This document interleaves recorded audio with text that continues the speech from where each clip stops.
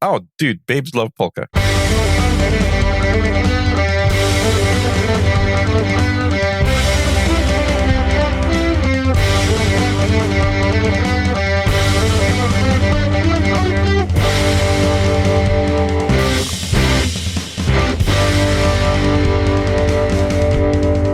Hello and welcome to episode number 32 of Unrelenting for Friday, June 24th, 2022. I'm Darren O'Neill.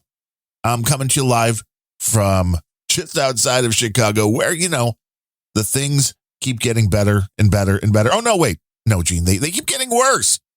What's happening now? The usual stuff. People killing each other. They're making weird changes to the security protocols for the summer festivals, which just means, you know, something fun's going to happen. So what do you mean by unusual? There's always cops around in the summer festivals. Well, there's cops around, but they're like changing where you enter these things. And there's some very strange stuff going on, but that's okay. It's Chicago. Bad stuff always is going to happen. There's a really good chance you'll get shot on an expressway. So, it's a good thing you're not in Chicago. I know, just outside. I mean, I'm right outside of Cook County, so I'm happy. That's as close as you want to be to Chicago. Mm-hmm. You don't want to be closer, and you're on a new microphone. Everybody can probably already tell because it's. I'm sure people can tell. Yeah. So this is not the permanent new mic. This is a test. We're just doing a one-off here, seeing how good and or bad it actually is. This is like having you call in on a cell phone from 1990. It's not that bad. It is. It is that bad. I'm an audio snob, though. I will give you that. I will give you that. I mean, it could be tweaked, I'm sure. I mean, you have all the DSP in the world. You can adjust all the frequencies, dial it in. Yeah. I mean, I can. I mean, I don't mean now. I mean, you're doing a show hold now. on. Give me 5 minutes. I'll tweak it up. I'll make it sound like, I'm professional. Here, let me add some surround sound while I'm at it. Oh, aren't we in surround yet on the Unrelenting show? I used to be. You know, I did surround sound for my podcast back in 2007, 8. And people hated it. Well, you have to have the special headphones and all that. Well, no, because you can. There's, in fact, Adobe lets you do this. You can place a track anywhere around your head. So you were mixing it in 5.1. Yeah. And was it moving during the show like you were pacing around the room? No, it wasn't moving, but I had every voice coming from a slightly different place. Oh, yeah, that would freak people out. So it basically simulated, you know, like you're sitting in front of a sofa with people sitting on it talking. That's kind of weird. I don't know. It's what you would hear in real life. It's like your sound doesn't come from one spot when you're listening to multiple people.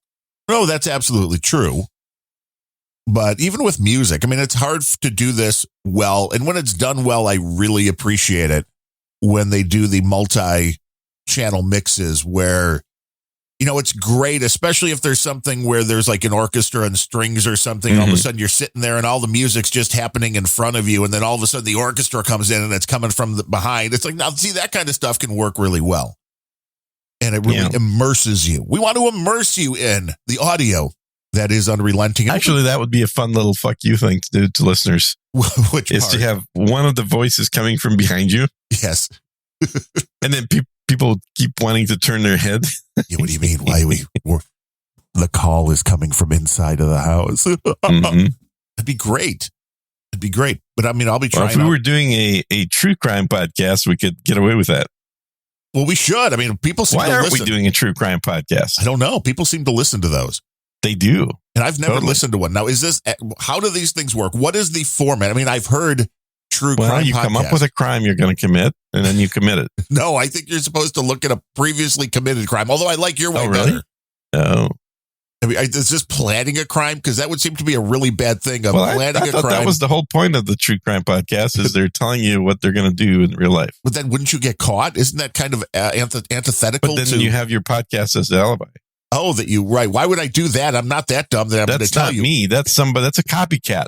All these crimes are called copycat crimes. I'm just telling people how to do something allegedly in a very non-real way. I'm just suggesting things. But the more realistic, Oh, see, now you're breaking up like it's a cell phone, too. Am I really? Yeah, that was weird. That was weird. What did it sound like? Just like there was sound and then there wasn't, and that little bit of a digi noise.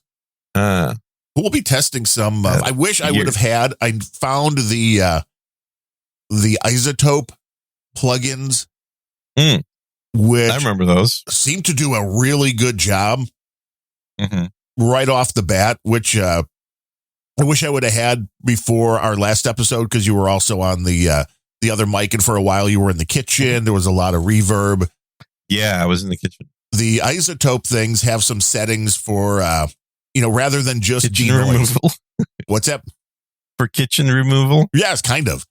Because they have a noise reduction that is only for, that is algo, the algo is for removing noise around voices, around speaking. So it tries to separate the speech from everything else.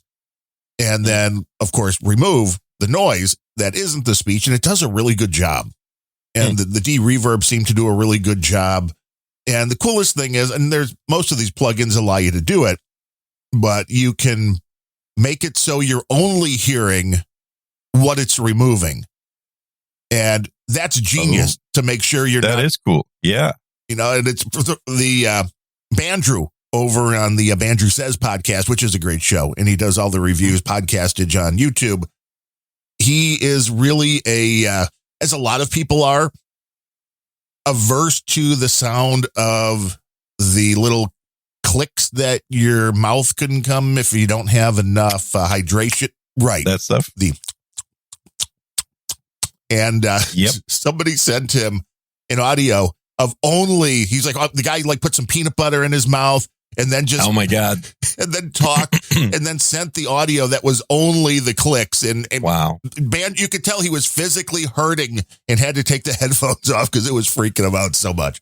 That's nuts. But I'm like, these are the kind of things we need as podcasters. You don't even think about it 90% of the time. There's little changes you can make, little filters you can run that will make your show sound better. Which one of those will not be to wear was this a Blue brand headset? Mm-hmm. Yeah. These things cost a lot of money and they don't always do a great job. The microphones aren't great. The headphones I got, the Plan are, those are nice. Yeah. But this I'm not really sold on. The problem is always the microphone. Yeah. The headphone quality is generally decent. Although, again, my normal headset that I wear when recording is the AKG reference K701s, which I think are the best headsets out there, but also not made anymore. Well, that's hard to find those. What? Then they will be very hard to find. Oh, that'll be, yeah. Well, I think somebody definitely bought AKG, but that quality also went down the toilet. And just as we're speaking, the Supreme Court has released their ruling overturning Roe versus Wade. Get ready for some violence. Everybody. Oh, nice. Well, the first thing, it's a good thing they released the ruling on the guns right before that. Yeah, I know. And people are freaking we can talk about the gun one first. Oh, God, Fox News, stop playing videos every time I open up one of your pages. I know. I hate that, right? And here's the thing, because the way I run the browser, not to track every damn thing, even if you turn it off and say never play it again, because you're not allowing it to track you, it just keeps playing. Now, why do they keep calling these abortion rights? Clearly, these are not rights. They've just been decided not to be. Well, this is it.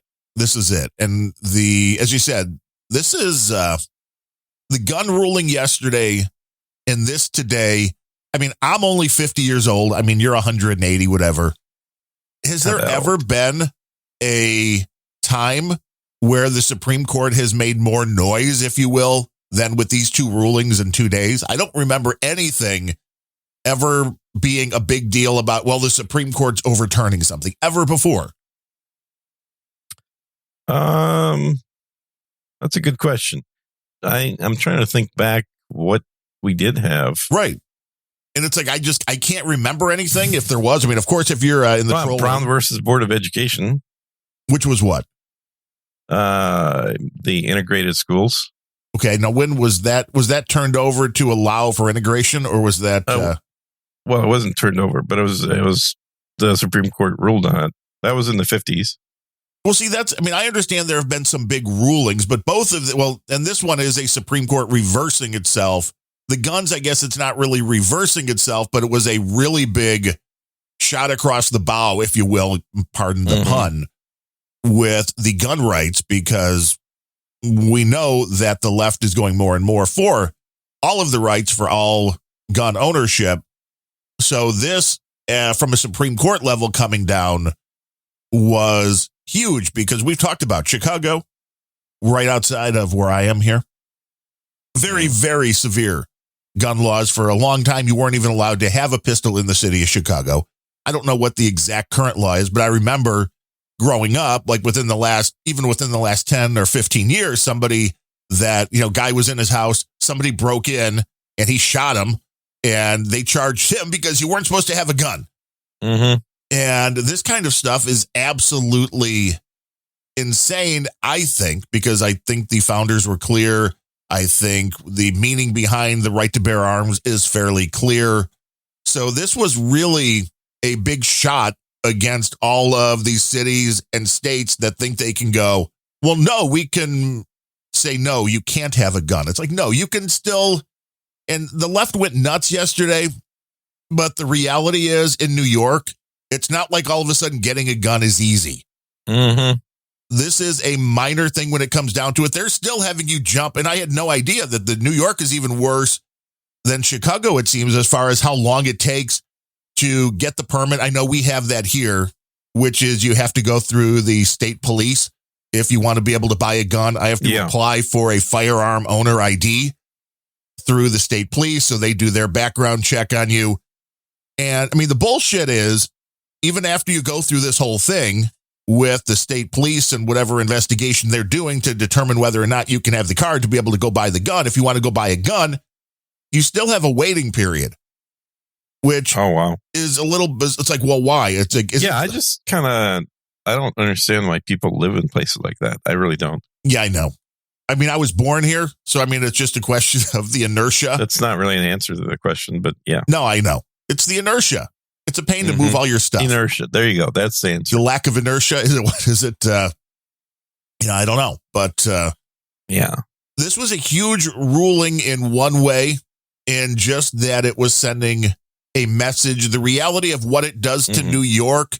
The Lunos on the left are making it sound like it's going to be easier for criminals to get guns in New York all of a sudden. And the reality is, criminals were never using the legal method of getting a gun in the first place. That's exactly it. Yeah. So I don't quite understand it. A lot of this is also the concealed carry laws, which is kind of at the heart of what was going on here. And it's still the same in Illinois. Just because I, have my FOID card from the state and they did their background check and I'm able to go to a gun shop and buy a gun, I can't carry that legally outside of the house concealed on my person. You have to then go get another permit. Yeah, another permit. And this one requires you to take classes, prove you know what you're doing. And, on one side of that, there's a side of my brain that's very, I understand the reasoning behind that. But on the other side of that, I understand this is a hurdle that you're just trying to make it harder for people to qualify to be able to, to use the right that they were born with. Exactly. This has nothing to do with any actual, preventative measures. This has to do with controlling the population. Yes, it is. Absolutely. Not a preventative measure at all, because criminals don't get their guns most of the time from the local gun shop. Because once you have a record, they're not giving you a gun. Once you have a felony on your record, once you have a criminal, charge, you're not getting a gun. So I don't know where they think this is really changing anything except taking the guns out of the hands of the people who are law-abiding citizens, which, that's a great idea because the police can help you. And I get it.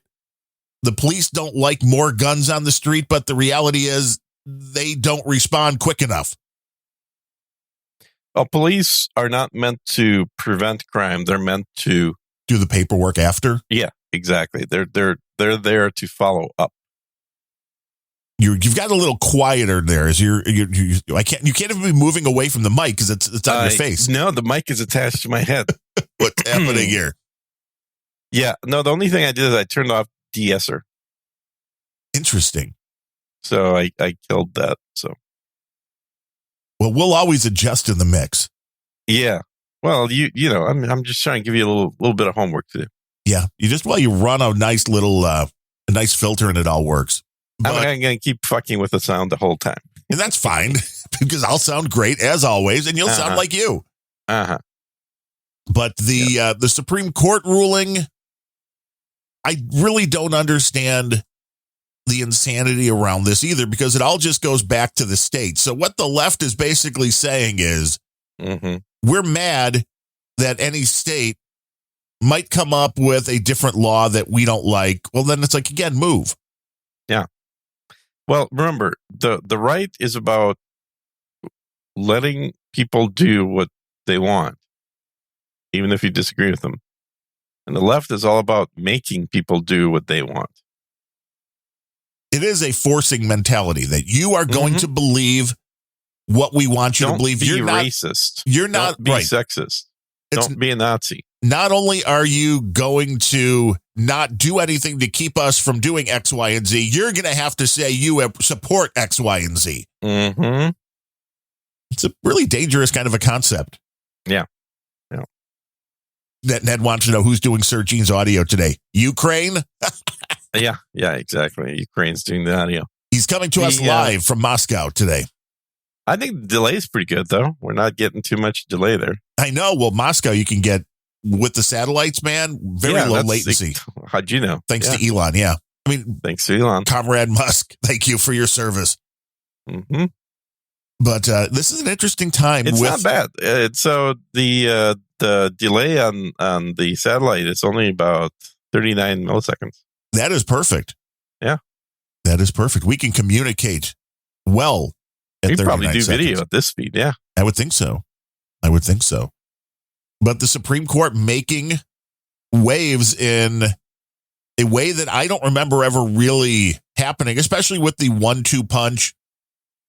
And even Roe was, I think, by most people, from at least what I remember when I was taking college classes on the topic.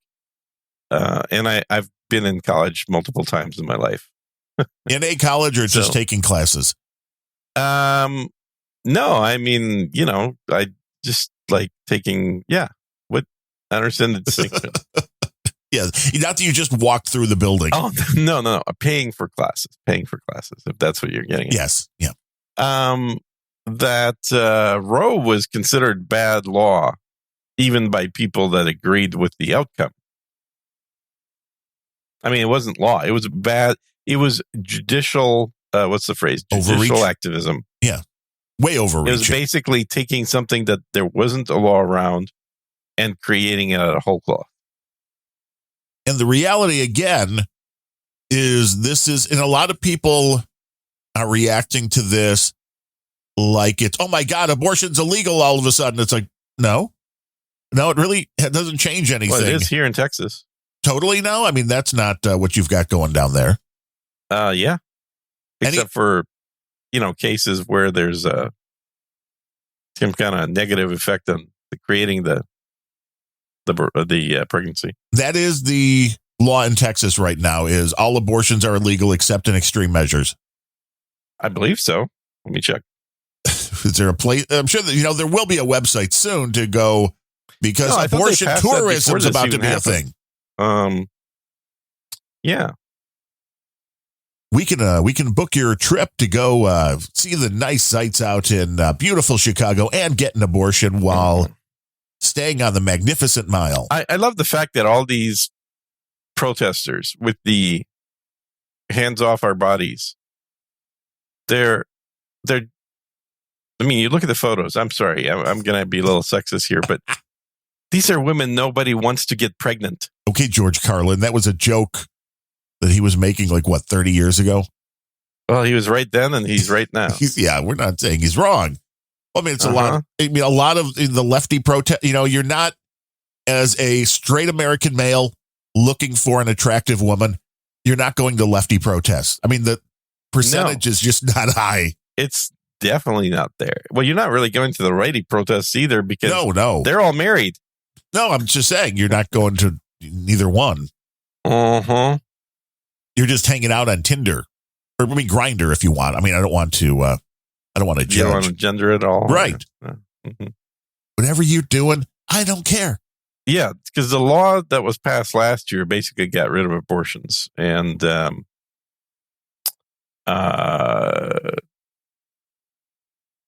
but it's really the only thing it's doing is making it slightly more inconvenient for you to get an abortion. And here's why. I'm not even going to say that it's going to be more expensive because let's just say Texas makes abortion completely illegal in 99.9% of the cases. Last year, Texas passed a trigger law that would go into effect 30 days after the Supreme Court reverses Roe v. Wade. Well, now here in Illinois, in California, in New York, abortions are always going to be, hey, come on in. We'll give you an abortion. Yeah, for free.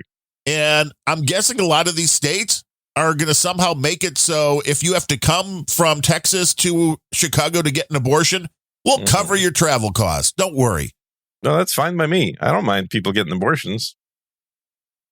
But it's like you can't even say it's going to make... They don't do it here. Right. Well, that's not going to make this big of a difference. For people that are, oh my God, it's going to change the world. Yeah. No, it's not because there's multiple options. And I don't see the whole country going conservative anytime soon, especially California, Illinois, well, the whole New country York. is conservative, except for your state, California, and New York. Well, the big cities are where the liberals. Well, the big cities outside of Texas. But even in Texas, the big cities are more liberal. Yeah, well, I mean, you look at Austin. I mean, you guys are more liberal there. It's not a big city, dude. Austin's like 27th in the city size. Oh, 27th. That's still pretty far on the list. I mean, it's not 1, 2, 3, but no. When do they stop becoming a big city? At what number? 10. Top 10. At the top 10. Once it's after the you're the 11th most populated. And Houston are both big cities. Oh, they're big. All you got is steers and queers down there, boy. Just saying. Uh-huh. That was the great Gunny in Full Metal Jacket, wasn't it? And yep. God rest his soul. Well, he's dead? Yeah. Did he die? Yeah, a few years ago. No way. Yeah. I didn't know that. Well, see, you learn something new every day here. No, because I've seen videos of him just recently. Well, videos last forever, Gene. I can watch videos of Elvis. He died in 1977, I think. No, he didn't die in 77. He's still around, yeah. Who, Elvis? Yeah, Presley. Or Gunny? Elvis Aaron Presley. No, yeah, Gunny. Gunny definitely passed away. Roy, what's his name? Emery. Arlie Emery. Yeah. Look it up. I mean, you've got a computer. I mean, I guess you have a headset. You probably have a computer. I haven't hooked the computer up yet. So what are you talking into? The headset. Which is plugged into? The USB hub. Which is plugged into? This is a good idea. People are like, how is he doing this? I'm telling you, this is a good travel solution. You don't need anything. Arlie passed away April 15th of 2018. So that's just barely dead. 4 years, Gene. I know in your timeline, the timeline 4 years is like 3 days, man. You have a Russian vampire. This is time moves slowly. Mm-hmm. Were you born in Transylvania by any chance? Transylvania. No. I'm going to suck your blood. Yes. Which is, there's plenty of blood on the streets in New York, which will be it's going to be even greater. Yeah. Mm-hmm. Now that people can get concealed carry permits, there's going to be way more violence because the people that actually go through the process of getting the legal gun and then legally getting the concealed carry and going through here, I think it is 24 hours or something of classes. I think it's 2 12-hour days. So you have to go through like 24 hours of class what now? To get the concealed carry. Oh, concealed carry. Okay. Now, to get that, I mean, those are the people that are really just going out to commit the crimes. The ones that are going through all of those steps that are a pain in the ass and expensive, they're the ones that are going out and committing crimes, according to the left. But the same motherfuckers on the left are the ones that don't want to put the criminals in jail who actually use a gun to commit a crime. Surprising, I know. An armed society is a polite society, Seabrook. Yeah, like here we have constitutional carry, so you don't need jack shit to walk around with a gun. Yeah, that I would appreciate. Mm-hmm. That I would appreciate. And you can carry, it doesn't have to be concealed either. In Texas, they're like, just put it on your hip, man. Well, it's always been legal to have it open in Texas. Well, I shouldn't say always, but it's been legal for quite a while to have it open. But then a couple of years back, they passed constitutional concealed as well. So, and again, what only makes sense to me is punish the people that use the tool in a way that is against the law. Yeah. Well, and this is where the whole red flag thing is so difficult, because the idea of pre-crime is a bad thing, obviously. But the reason for the red flag laws is touching on something that many of us have been saying for decades, which is it's not the gun, it's the person who happens to be crazy. Right, the person who has the gun. It's not the person who has the gun. It's like mass shootings are not committed by sane people. They're committed by people who have mental illnesses and generally are on medication for those mental illnesses. Oh, yeah. So whether it's the illness or the medication, you can debate that. You can figure out the statistics, and I certainly think it's leaning towards the medication. But it is not somebody that is perfectly well, has never had any psychological issues, that ends up going out there and committing a shooting spree. Right. Now, I think most people agree that if somebody has a mental illness and they are being medicated for that with a drug that can alter their brain, then maybe they shouldn't have a gun.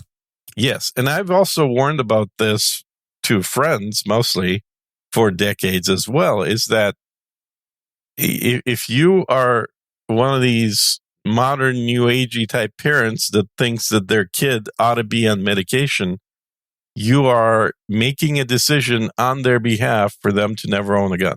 Well, all of their friends are on the ADHD medication, Gene, and it helps with the SAT scores, and it helps them stay focused. And who the hell says you have to be focused? I don't know. Not me. No. I'm the lack of focus. And also, I would say I'm going to call bullshit on that in general, because these same kids, before they get on the SSRI pills, can play video games with 100% intensity for 8 hours a day. So maybe it's not that they have mental issues. Maybe it's that the education system sucks. Oh, yeah. I fully agree with that. And I am a product of that particular system. And as a kid, school was so boring. Right. You have to do fun stuff like at lunch, turn all the desks around and move the teacher's desk to the opposite side of the room. So that when she walked in, she had a heart attack. That was the fun part of school. To pull some pranks. I mean, this was before internet, obviously. So well, yeah. We had to do our own fun, silly videos in our heads. Well, the beautiful thing was there was no video to show who did it, because otherwise you'd be like, hey, let's put this online. Yeah, don't. If you're gonna do those things, you don't want them to be on video. But I remember that all through school, and I was smart enough that through, even up through high school, I didn't really have to do much to pass, and that is a really bad thing, because it's like, well, you're just not showing interest. It's like, well, it's boring. I mean, it's literally, even trying to force myself to pay attention, I couldn't do it. But once the whole computer thing hit, I would sit there for 12 hours and try to figure out how to code whatever on my color computer, or how to do whatever when the internet came out. Like, well, how do we make this website work? How do we create this? How do we code this? And this to me is the proof that the issue is not with a physical problem psychologically or chemically in the brain. The problem is that you're presenting somebody with menial, boring tasks that they don't want to do, instead of challenging them with something interesting like programming. Right. Because that was literally flipping a switch. It was like, oh, wow, this I could, and when I picked up a guitar, it's like, oh, I would sit there as hard as that was, especially beginning with guitars, trying to work up the finger strength and figure out the chords and all that. It's like I was committed to doing that no matter how hard it was. So it wasn't even like, well, he just doesn't like a challenge. It's like, no, that stuff sucks. That's interesting because I totally gave that up. I tried learning guitar twice in my life. Well, the babes like it, Gene, so. And both times I was like, I think the first time I spent about a month, and the second time was probably 2 weeks. Well, there you go. I mean, and it was just like, this is not working. Well, see, you could have been ready for ZZ Top with the beard. I know, right? So instead, what was much easier was one of these fancy modern instruments called a accordion. Okay, Weird Al. So that I played for many years, and I think I finally got rid of my accordion before I moved to Austin. And I really want to know, I had Gene, an accordion for most of my life, yeah. I want to know, were you ever able to pick up babes by playing the accordion? Oh, dude, babes love polka. Wow. Okay, there's the opening line for the show. The cold intro. Yeah, gotta be. Babes love polka. Hey, I mean, I can't say it's wrong. I cannot say it's wrong. But yeah, you live you live outside of Chicago, but you've been to Chicago where there are polka events happening. There are a large bit of Polish and Irish and everything here in Chicago. And I've always really loved, growing up, definitely loved the Polish food, and then kind of got into it with the Irish. Because there's no Irish food. Right. Well, there's a few things. It's Irish drink. That's it. And it was either the beer, which I will say I am not a big beer drinker. I almost never drink beer. When I do, I drink Guinness or the other, I'm blanking on the name of the other stout that comes out of Ireland. But I went to the whiskey. I definitely appreciate more a good Irish whiskey. And that was my drink. But there were some things like there's these, what do they call them? Pasties that they make in Ireland, which is kind of like a big, it's kind of like Polish food in the way that it's a outer crust with all the stuff inside and kind of baked into it. And so there was it's like a shepherd pie, but small. Yeah, well, see, now shepherd's pie is good as long as you're using lamb. If you're using ground beef, I just have to say it's not a shepherd's pie. If you're using ground beef. Shepherd's pie is pretty good. I enjoy shepherd's pie. The Irish version has about 50% fat and 50% gristle in it, but it still tastes pretty good.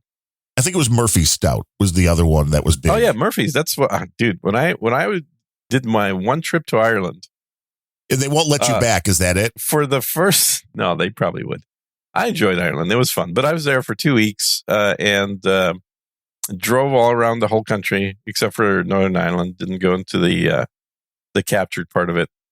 But the captured, you mean the British part? You didn't go to Belfast, which they still occupy currently. Yes. Oh yeah, so, yeah. Going to Belfast was really interesting for me. Well, yeah. Yeah, you go through, you get in. They take you can take a little tour through there. See all of the beautiful murals that are painted around, and it's really kind of a interesting thing because it's a religious war that's going on in Ireland. That's really what it's about. It's more than it's the Brit versus the Irish. It's the Catholic versus the Protestant. I don't know, dude. I don't think the Irish are like assholes to Catholics, are they? Yes, a box tea. That's exactly it. That's or Protestants. I mean. I don't know. I mean, they're not assholes to Protestants, are they? I don't know. I mean, I didn't get that impression. But I think that while one side is Protestant, the other side is Catholic, I suspect still that had that territory been ceded back to Ireland, I don't think anyone would have had a problem with having all those Protestant churches there. Oh, probably not. You're right. So I think it's kind of convenient to say that, well, one side is one religion, the other side's a different religion, even though they're the same religion. But I think it's more to do with the occupation force. Which would make sense. Give Ireland back to the Irish. Yeah, I'm totally in favor of that. Been saying that for many years. Rightfully so. Yeah, give Ukraine back to Russia. Whoa, there you go. That's a hot take. Whoa, where'd that come from? Hey, gotta go. Crank podcast. Crank podcast. Crank podcast. Uh-huh. It's the way it works. Yeah, it's a boxty Irish potato pancakes. Now I want boxties. What is no? And I want to know this because we used to have a couple of really nice Irish pubs out here in the southern burbs of Chicago, where there, as we said, a lot of Irish people. And the one was magnificent. I mean, the owner of where the police departments used to live. Right, exactly. But the one that was out here for a few years, they spent so much money, even bringing in the whole bar, the bar back, all of the booths and stuff from Ireland. I mean, it was awesome. Okay, I have a theory about this. Yes. I think there's a whole economy of fake old Irish bars being created in Ireland for sale to other countries. Because Yes. I've literally been, well, I guess, I don't know, I haven't been to that many countries, but I've been to enough countries. And in every single place I've gone, from Costa Rica to, I don't know, pick another, to Hong Kong, in fact, I've been to an Irish bar that is very proud of the fact that they have an actual Irish bar back that came from Ireland, from a bar that used to exist 200 years ago. It's a big business, I guess. I'm telling you, they're manufacturing this shit in real time. If it's somebody in Ireland, I hope they're making a lot of money.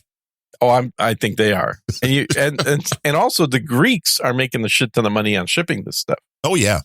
It's always the Greeks that are shipping it. Well, and that's it. The shipping is the problem right now. And I was just talking about that with my wife this morning because she works for a flooring company here. Yep. And she's like, last year or so, to get a container sent from overseas, and the owner of the place that she works for is Greek, so they get stuff out of Greek and Greece and Italy and all that. Yeah. And the container, which used to be 4,000, I think is now like 12 or 14,000. And she's like, you do realize what's going on here, that they're trying to make it so you can't keep importing this stuff because it's not green. Making stuff in Ireland or Greece or anywhere in Europe and shipping it to the United States, that's not what the greenies like. That's bad. It takes a lot of fossil fuel to move those things. Yeah. Well, what the greenies like is what Bill Gates likes. That's reduced the population by 95%. Well, then you would have to buy a lot less stuff. Yeah. And the serfs can just sort of live the way they used to back when, when the ruling elites ruled people with an iron fist, not a velvet glove. We're just going to nudge you. I remember watching Glenn Beck. I don't even remember how many years. I'm really bad with knowing how many years ago something happened. How white was his hair? Not as white as it is now. He wasn't all full Colonel Sanders yet. He really is pushing the Colonel Sanders meme. I know, but it works for him. It does. But it was when Cass Sunstein was in whatever position for, it must have been Obama. And it's like, it's all just about nudging you. It's all about just moving that needle. They're not going to make it illegal, but it's going to be either really inconvenient, like it is to get a concealed carry permit, or it's going to be really expensive, like, fossil fuels now to put it into your tank. And absolutely right. Yeah. And I had a friend from California just texted me the other day. He's like, man, if these fuel prices don't drop back from $7, I don't know how the hell we're going to survive. You're not meant to. You're going to get $18. I've been predicting $18 for fuel prices in California for years. Which means you're not going to be able to do it. Because you're not going to be able to survive, which is, again, this is another inconvenience, which my wife works 45 minutes from home, which is getting very hard to manage with the gas prices. And you have a Suburban. No. We have two old cars, man. We haven't purchased a car in the last new car I had was a 96 Camaro. And oh my God. I know. It was a great car. But the two cars we have right now were not what I was thinking, but okay. We're both the cars that my wife's grandparents owned. So we have a Buick and a Chevy Impala, and the Impala is like from 2004 or something. So it's not a big one. No, it's not. It was the newer, more svelte size. Boy, you remember the cop car, the Impalas. So fucked up that brand. I know. Remember what the old Chevy Impalas used to look like? Yeah, the cop cars, the big ass boats that were almost the size of a Delta 88. 8,000 pounds, baby. Yeah. More lethal than a bullet. And the gas mileage on those things, man, you got 7 miles to the gallon. If you were going downhill and with the wind to your back, you got 7 miles a gallon. But those are what we have. I mean, I will never understand the folks that spend a lot of money. And I know some that like every year or two where they're trading in their car for a new one. Or Hey. Oh, you're one of those. Okay. I don't get it. It's called like liking things that are new. Liking things. Oh, so it's like cars and women. They all have to be new. Yeah. I get it. But with cars, I don't understand it. Yeah. Well, to be fair, now I probably haven't bought a car for the longest time in my life.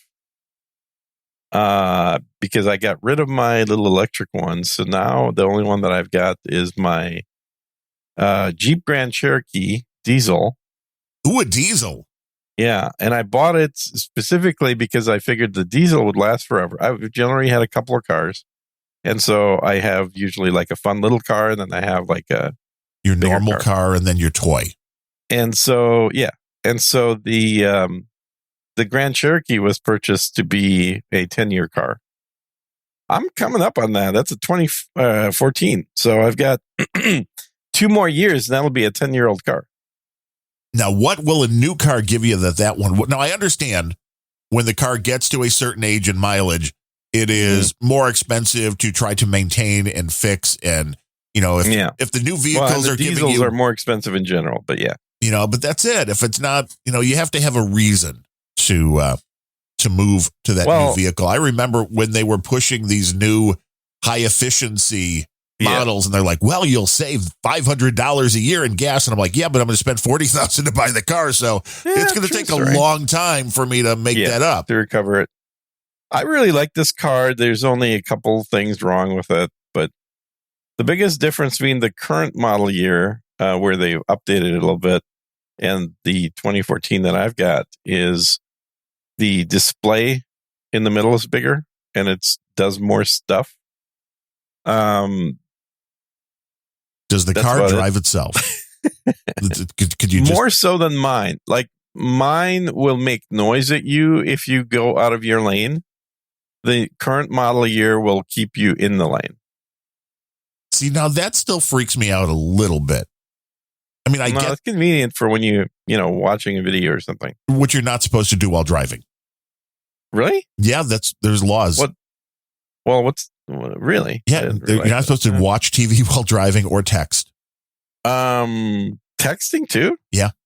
No. Yeah, it's true.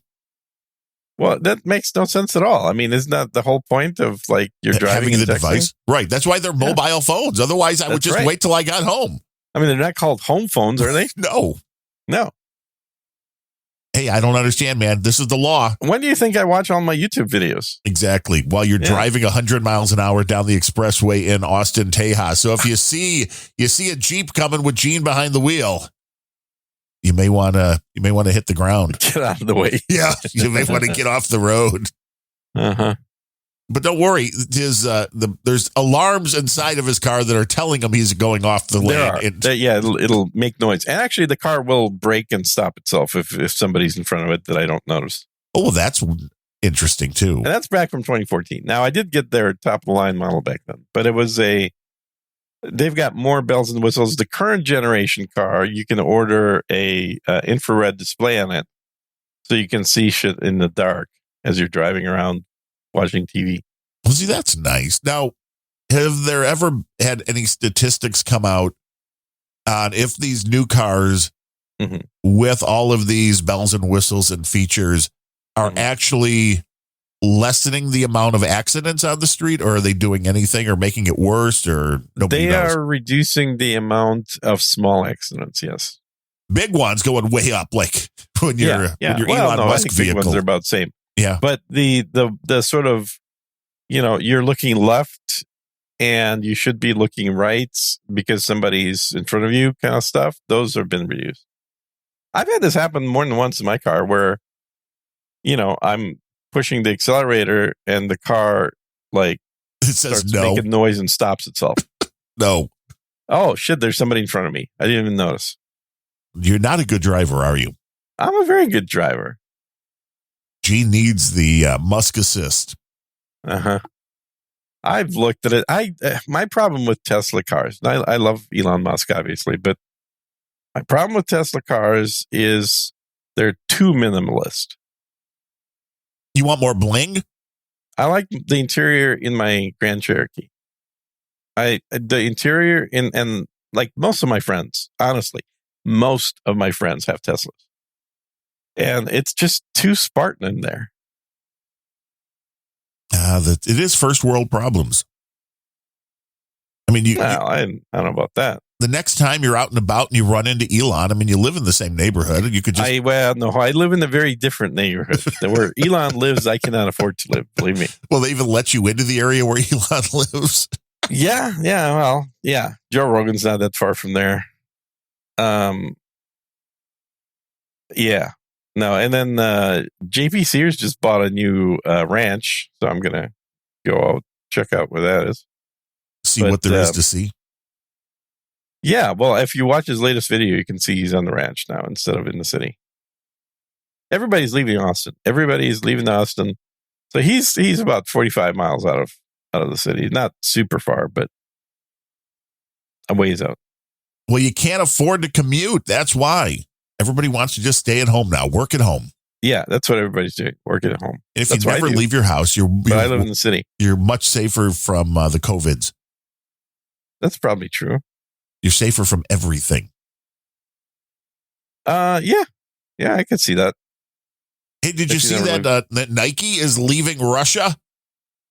Oh, no, not Nike. I know. It's kind of like, who cares? Yeah, really, who gives a shit?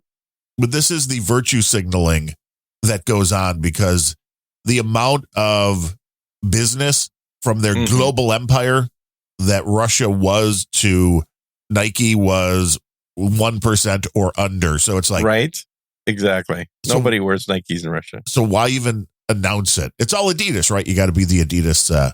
Yeah. Is there a Russian version of these? There is. It's called Adidas. Okay. So that's exactly it. All right. Mm-hmm. If you want to be Russian cool, pick up some Adidas sweatsuits, hop and pop down the street. But I mean, I do like the people already pointing out that due to just the horrendous things going on, Nike is leaving Russia, but their shoes are still being made in sweatshops in China. By slaves. Yeah, nothing. By children, in fact. Yeah. Nothing to see here. Yeah, nothing at all. It is really interesting when people virtue signal when you got that kind of stuff going on. You're like, yeah, you might want to look at that. Maybe. Yeah, that's true. Well, I tell you, the new McDonald's is pretty good. The new McDonald's, which is the old McDonald's. Well, see, you're out there on the streets and you've tried this. It's just new. It is good.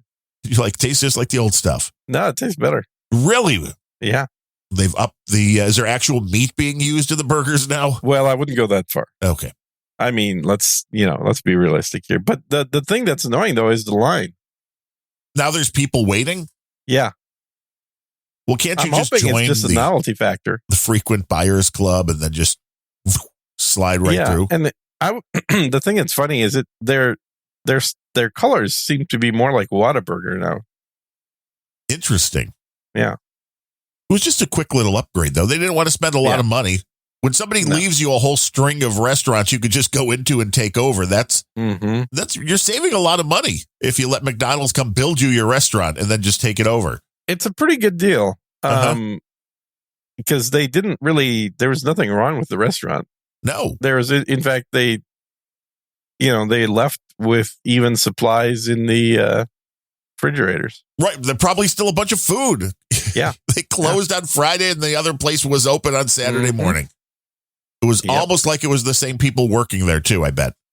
Yeah. But no, we virtue signaled. McDonald's is out of Russia because Russia is bad. The people of Russia are horrible, obviously. Well, obviously. I mean, I really want to know. At least that's what the Polish say. You know what's interesting to me? What would happen? Let's just say Vladimir Putin, boom, dead today. Mm-hmm. Do we all love Russia all of a sudden? Because we've been told this is all one guy. This is the problem. Mm-hmm. So if somebody else, boom, Putin dead, somebody else takes over today.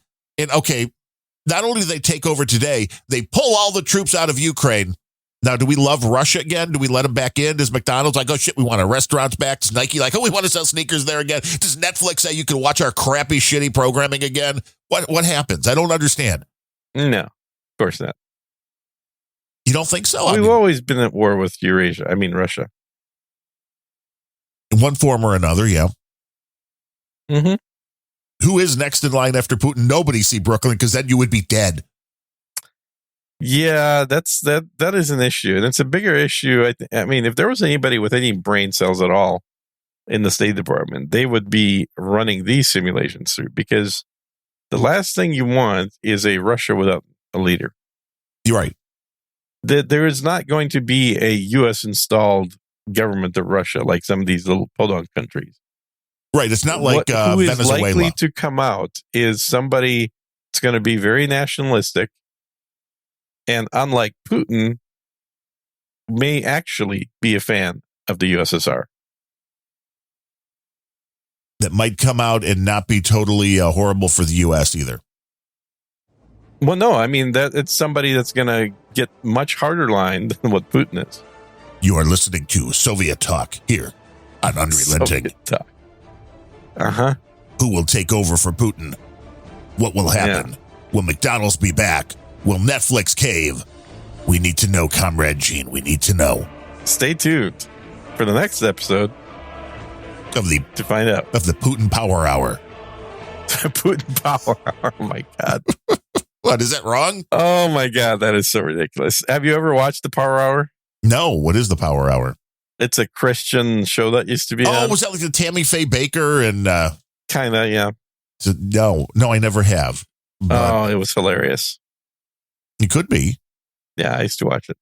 That's pretty funny. Sitting around, imbibing, or were you just trying to? I remember they had this saved?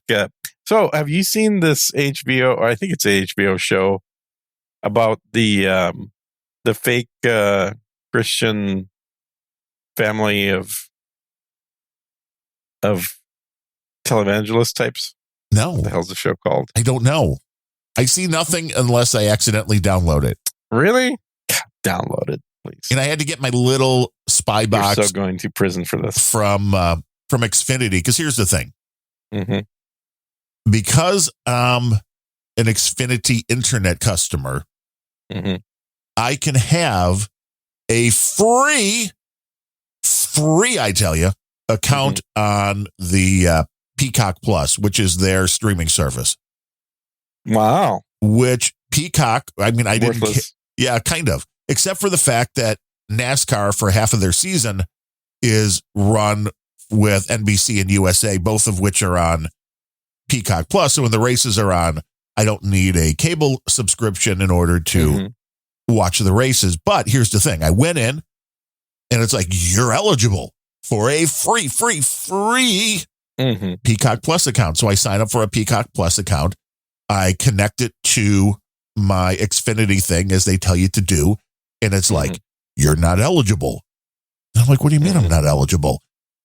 I had to take the box from them, a free box, for them to give me a free account on the Peacock Plus. So I had to take their version of a Roku, which I don't really care. I mean, I had an extra slot on my receiver. So now I have, since I don't have an actual cable box, my receiver now switches between the new Xfinity box, a Raspberry Pi, which is running Kodi, so I can watch anything on my local drives, and a Roku. That's my television outlet. But I needed to take their box in order to get the account. Yeah. Yeah. Now, once you've had their box, can you still log into their account with other boxes? Yes. Which so you don't even need it plugged in. You just need it ordered. Right. Yeah, just needed it ordered. That's so stupid. I'm guessing this is just another way, like magazines that used to give you, which is less a deal now because nobody's reading magazines. Yeah. But when you would get these free offers, or for years, I was getting Sports Illustrated and a few other ones for like $2 a year. And so they could tell the advertisers, no, we've got 18 billion subscribers.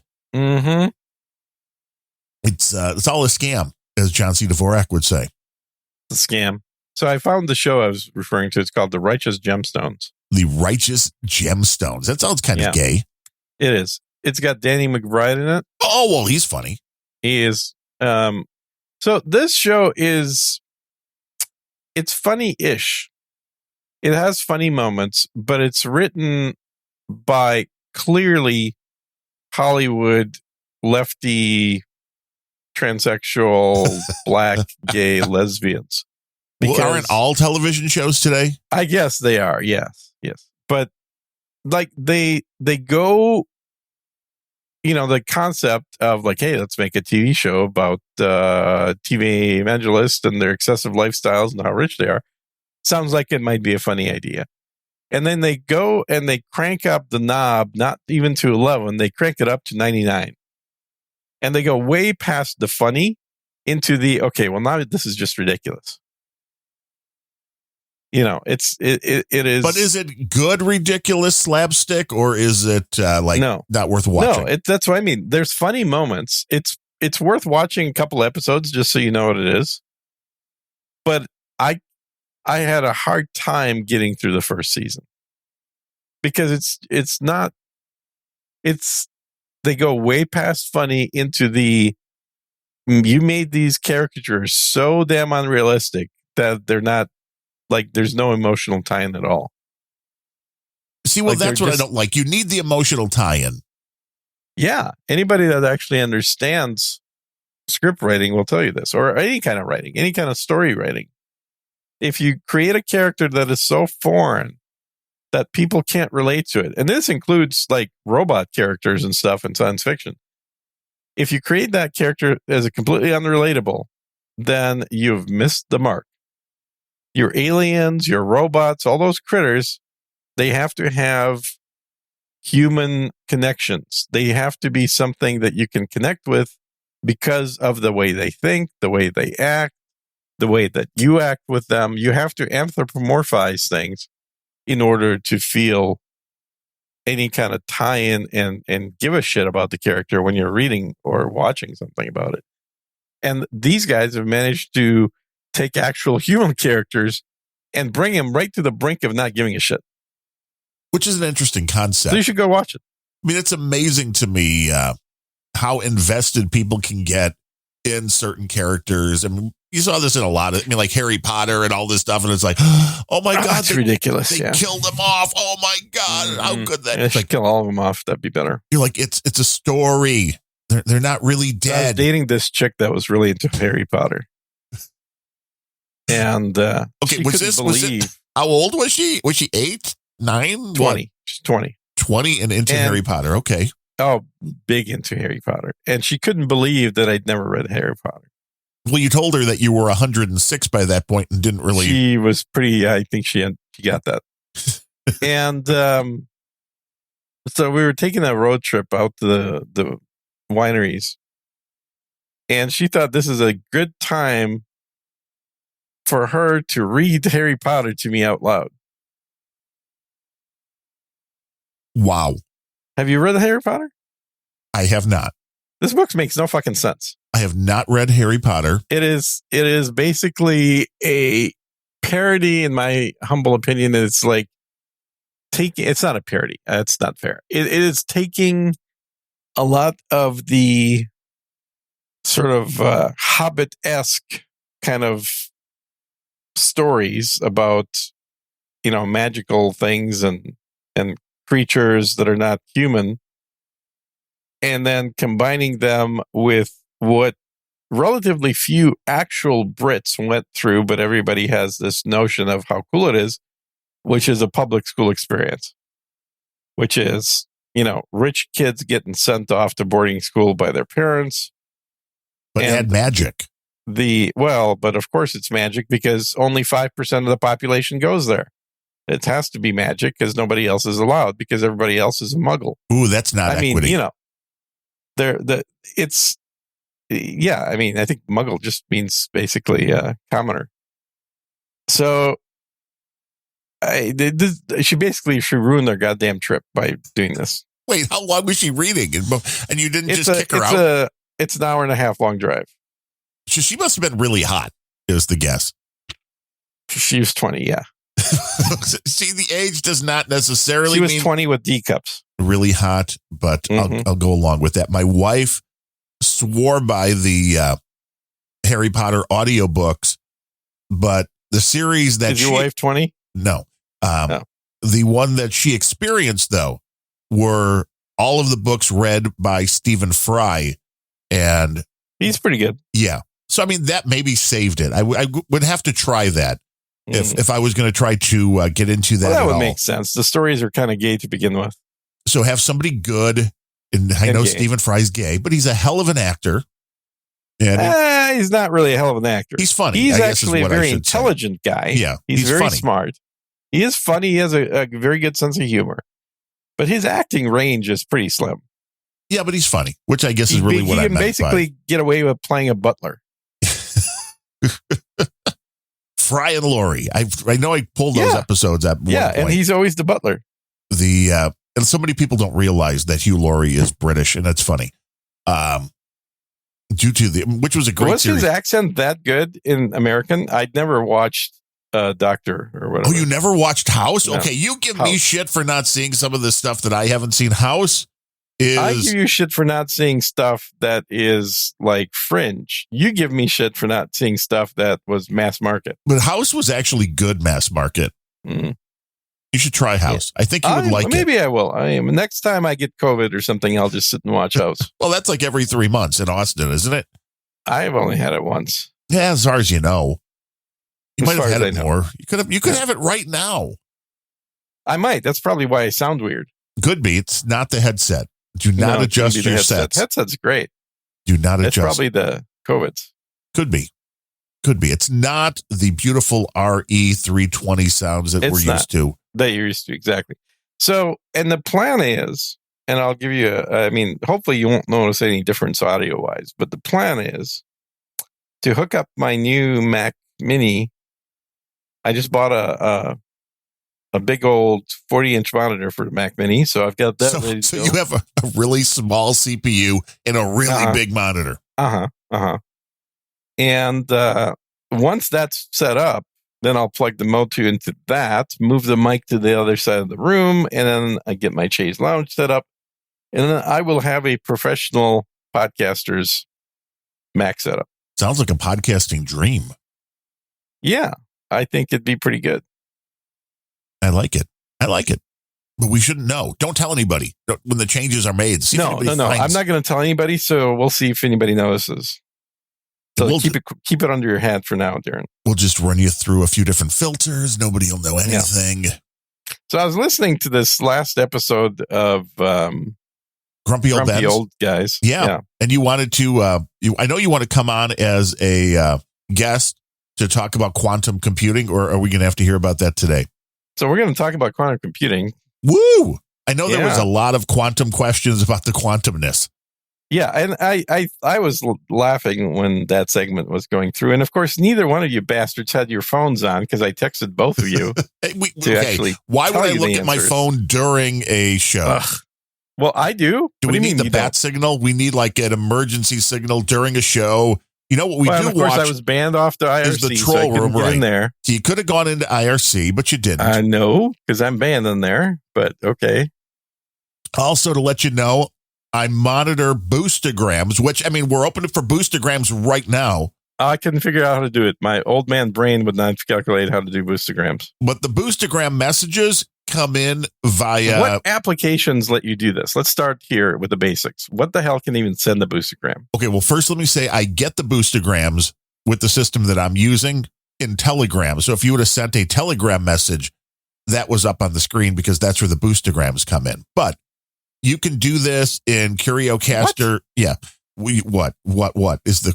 No, I mean, that doesn't tell people wanting to do a Boostagram because they're not going to use Telegram. No, I'm asking what software or podcast. Right, but I'm just telling you, if you needed to get a hold of me during a show, Telegram would make sense because a Boostagram just came in. Fine. Quantum Russian. Now I know. 1,000 sats from C. Brooklyn. But I was mostly trying to get a hold of the other guy, but okay. Oh, the Bemrant?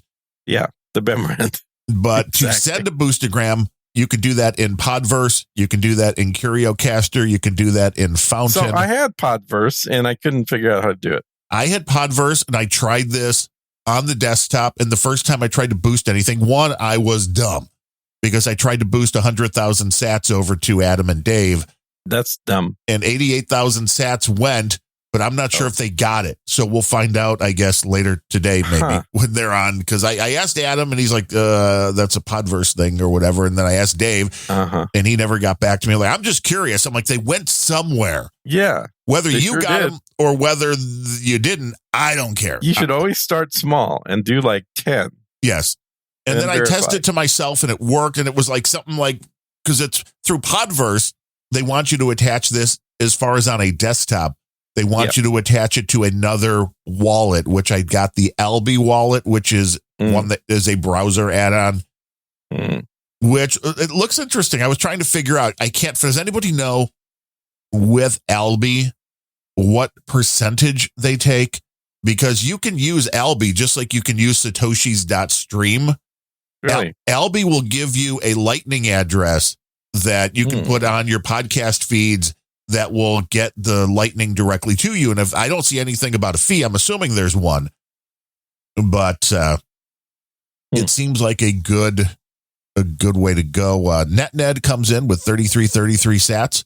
I love Unrecognizable with Sir Jeff and David O. Exactly. It's a great show. Those guys do. But there are plenty of ways that you can do the Boostagrams, but it's still in the infancy stage. So anything other than Podverse do this, or is that it? Podverse, CurioCaster, Fountain. You can do it through Breeze, but Breeze doesn't have the ability to do a live Boostagram. But for most of these systems, if you open up Breeze and open up the last show, because if you know like a show's live, but they also are on Breeze, you can just go into a previous show in Boostagram, and it's still going to Boostagram. So, and then how do you get the message? Or how do you put it in there? It's different for everyone. On Podverse Online, it was really easy. There was just a little box. With Breeze, you have to push something different or hold it for a second to get it to open up. NetNed says that it looks like your half of the Boostagrams erroring. So maybe your node is not up and online. Yeah, my node's offline right now. His node is offline. So now how long does that sit and wait to go in? Until I go reset it. The company that hosts my node had a fuck up and had a bug with not with the node, but with my payment. And that's right. You pay for this, so it should be up. I do. And it's on auto withdraw. And I started getting notices saying your node has no available funds and will be paused until you're paid.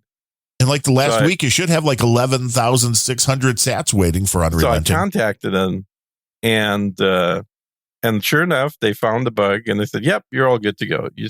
So I guess I just need to reboot the node. Okay, I can do this right now. Hold on. Gene is rebooting his node. This is Inside Baseball. This is Podcasting 2.0. If you don't know what we're talking about, you can go find a list of apps. I'm surprised you didn't know this. You can find a list of apps that'll do this at newpodcastapps.com. Or Nude, Nude podcastapps.com. Nude podcast, really? Yes, both will take you to the same place. Look, I've interviewed most of the people that wrote the podcast, the Podcasting 2.0 apps. Then you should know. This feature did not exist when I did my interviews about a year ago. It is an interesting feature which basically will put it more on the level of YouTube with the Insta chat things coming in. Which is all this is. And you can do different things and you can route them through the chat rooms, through Discord and all that, so if somebody sends a boost, it automatically will show up without you having to do anything. It'll just show up in the chat room if you set it up that way. Again, very much like a YouTube comment. Okay, I'm rebooting the node right now. Yeah, you're running a little hardware thing now, right? You said I have to order up a new Pi to do that. I'm not doing it yet. I did not receive any of the boostergrams, Sir Nubbin, from yesterday. Those never came through. And I noticed that there are two different Grumpy Old Bens, which was kind of odd, but they're going by the number on Podcast Index, and there are two on Podcast Index because of, for some reason, a different feed was on there using index.php, which if you use WordPress, this is the worst thing about using WordPress overall is the feed will exist at whatever you set it to. In the case, for this, it could be unrelenting.show/RSS, .RSS. And a valid feed will also be unrelenting.show/index.php/ whatever. There's multiple things just because of the way WordPress does linking that just makes it a pain in the ass. Yeah, we didn't get a 50 million sat boost, no agenda millennial, but I will say 50 million sat. What is that? $5? 50 million would be a lot. I mean, Sir Nubbin almost got us like $1 million for the rock and roll pre-show the other day. We have a boostergram for Unrelenting, 1,533 sats. Comic strip blogger says, tell Gene to go fuck himself, and he has blood on his hands as cocksucker of Putin.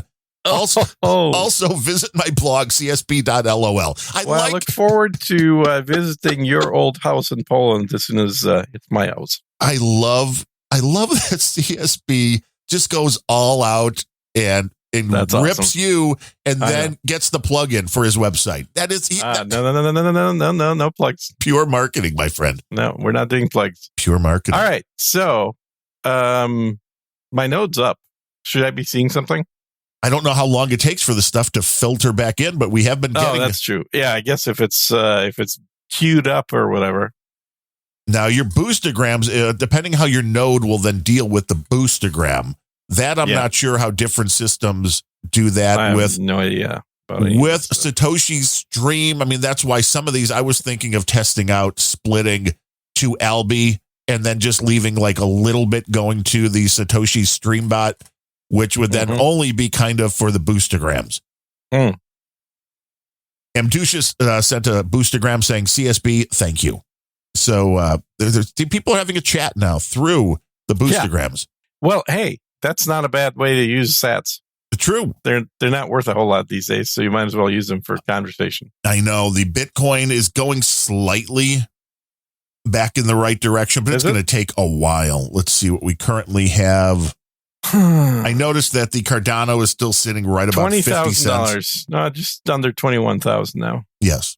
Which is up 2.6. It's still going down, dude. It's not going up. It's up 2.6% today. Yeah, baby. Okay, today it might be, but Ethereum is up 8.71 today. And what's always interesting to me are these ones that just come out of nowhere. Like there is a crypto called Muse, MUSE, what is this thing here? It's an Ethereum token, serves as the governance token of NFT 20.io to tokenize MP3s, make them tradable. Well, this crypto is up 119% today, which again, this is where if you're good at this. So it tokenizes MP3s? That sounds kind of interesting. Yeah. Well, this is kind of where the interesting stuff is. Hey, by the way, why the hell is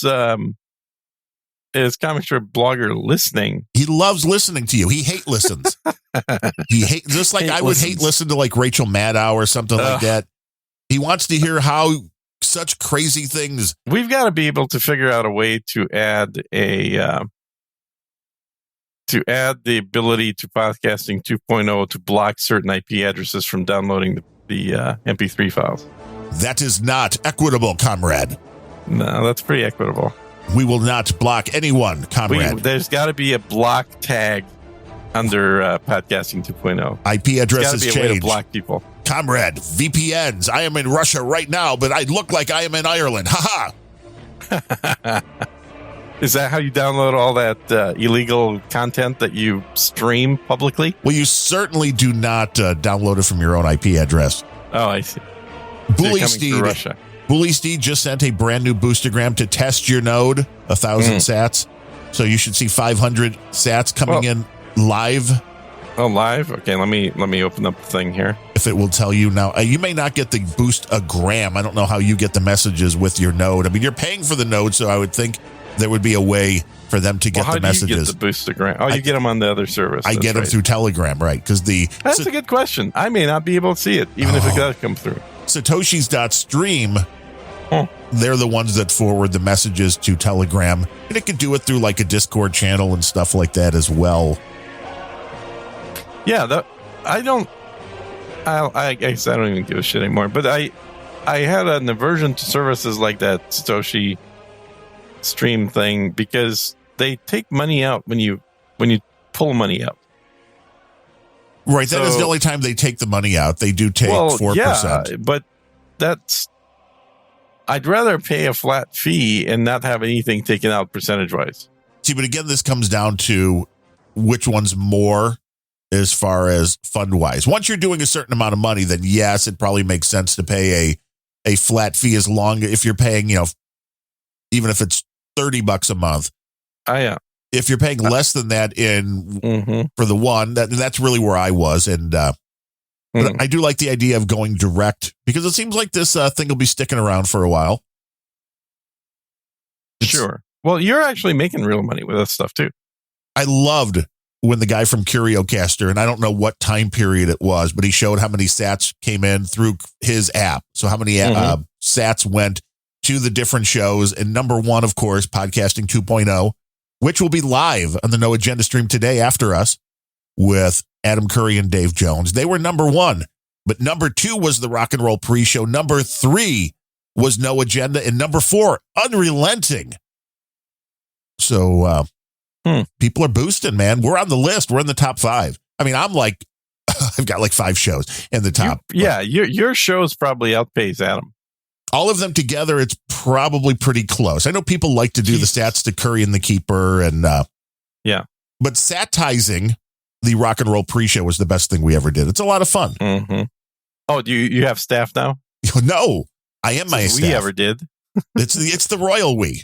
It's me and everybody in the troll room. Me and everybody that is sending the sats. It's me and everybody. You were playing with fire, man. Requesting the songs, just having fun, getting money for music that you don't No, it's for the entertainment of that I'm adding into it. And it's all just donating to the shows, to the great stuff running on the stream, to Unrelenting, to the Rock and Roll Pre-Show. I hope you get enough sats to cover the legal bills. To the Random Thought Show, to Grumpy Old Ben's. Today was this week was a 4-podcast week, not including the pre-shows. So is this going to be a regular thing with Ryan? There's going to be another one next Wednesday. I mean, how regular it will be? Well, regular is once a week, so sounds like it. Okay. At least it will be for this next week as well. All right, good. People seem to like it. You guys ought to have a way for people to provide feedback during the show. We could send you a clean feed link. You can tell us, though. I know we got off track here a little bit. Give us the primer on the quantum computing. Oh, that was, so with quantum computing, I mean, there is this part Ryan is completely correct about. There's so much FUD and bullshit there. Like, it's people will use quantum and then throw anything else in there to talk about it. But in its most simplest form, when I started playing around with quantum, and incidentally, anybody that can program to any extent can play around with quantum computing. And IBM has a online tool that lets you write code, and it'll be processed in batches by its quantum computer. So you can literally, for free, without paying anything, play around and test quantum computing. But in a nutshell, it is a way to do much faster statistical results than traditional regular processors do. So you're basically getting what would be a whole bunch of sequential steps all done in a single parallel step with quantum computing, which is why it's generally associated with cryptography or breaking encryption schemes is because something that would take 100 years at current computing pace can take one day with quantum computing. Right. Well, that's the main thing, because in order to break a crypto key, it is, you have a key, a password. I mean, it's the same thing as breaking a password. Mm-hmm. You don't know if that password is 1 character or 100 characters or whatever. So to brute force that, and I remember brute forcing stuff way back when you could use things like John the Ripper, Jack the Ripper. There were a few other, because back in the day, if you could get into a server, most often you could find the password list, but it was hashed. So you didn't have the actual password in plain text. It was hashed, but you could grab that list and then run it against one of these brute force attacks. And basically what that's doing is trying every combination of numbers and letters, which is why it's really important for security to be able to throw in things like odd characters and stuff like that to make it even way more complex. But it would just have to go through and try every last thing. Now, the crypto stuff is the same kind of thing. And right now it's like, well, at the speed of computers, that would take 1,000,000 years to break. Well, if you could come up with a computer that could break it in a day, well, then Bitcoin's useless. Well, not only that, but, there are computers that specialize in certain tasks, not even quantum computers, regular computers. So when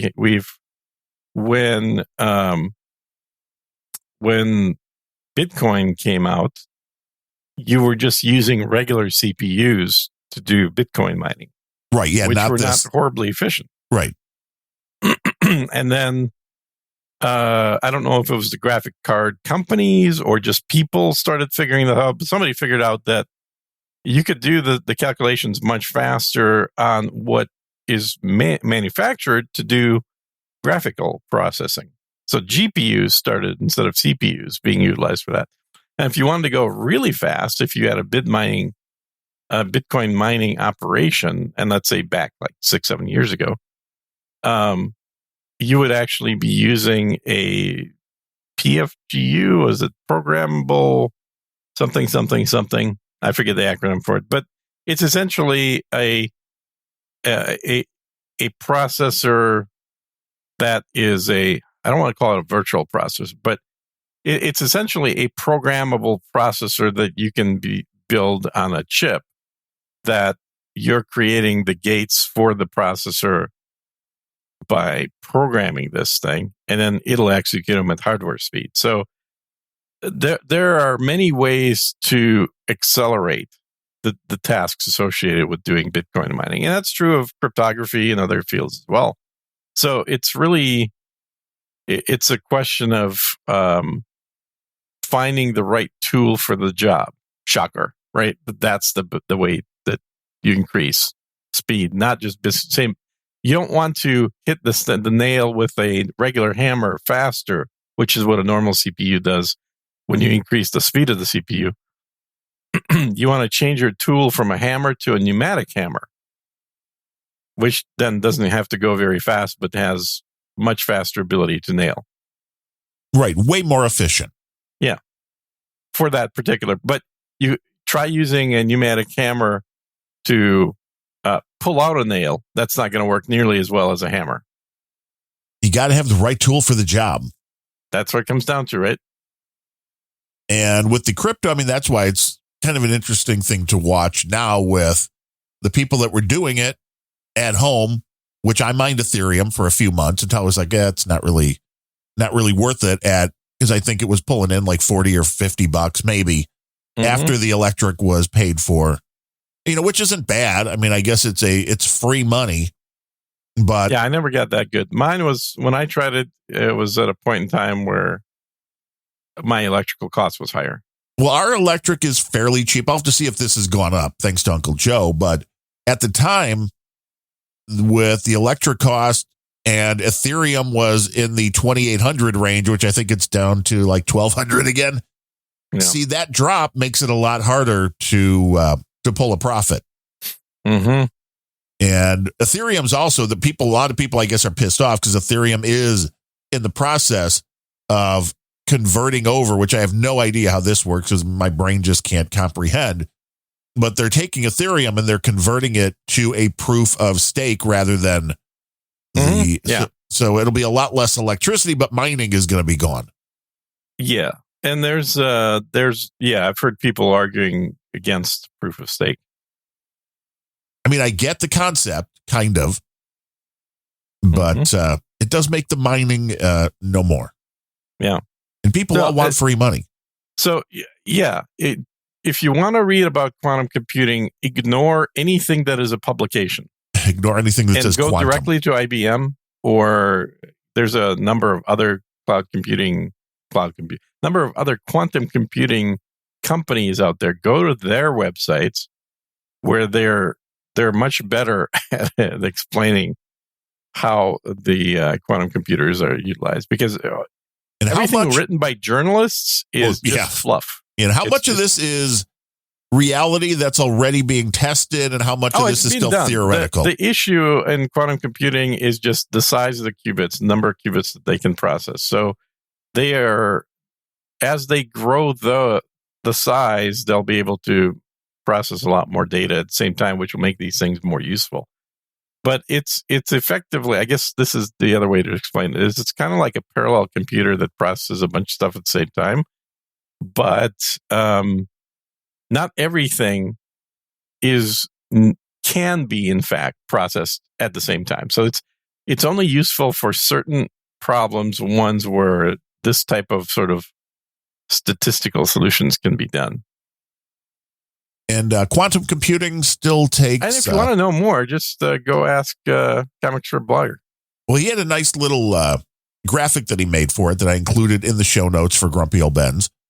But it's interesting. I mean, I enjoy following the kind of stuff to see where computers are going because, again, I come from having a TRS-80 color computer hooked up to the world by a 300 baud acoustic Kupler modem where you'd actually take the phone and put the handset in the modem in order to get your bits and bytes around. So you're old, man. I know. You're like an old man. The fact that we're at the point that we're at right now is quite amazing. Even just watching this virtual mixing board on the screen as we're doing the show is amazing for trying to comprehend something like this being able to be done 20, 30 years ago. No. So the quantum computing, I'm sure, will change the world. But, it still does require electricity, doesn't it? Oh, God. It requires way more electricity because it has to be supercooled. Yeah.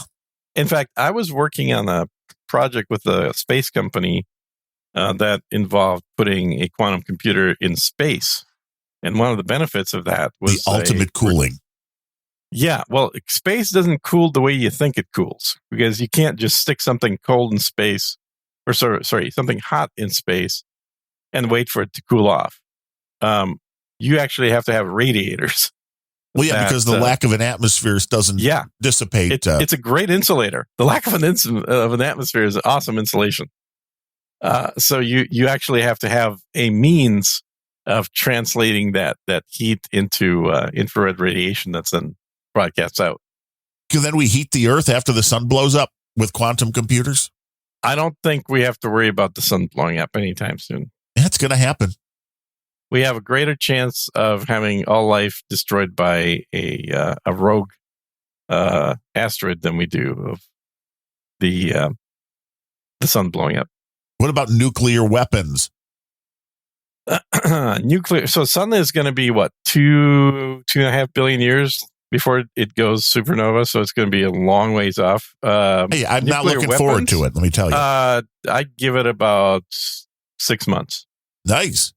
Yeah.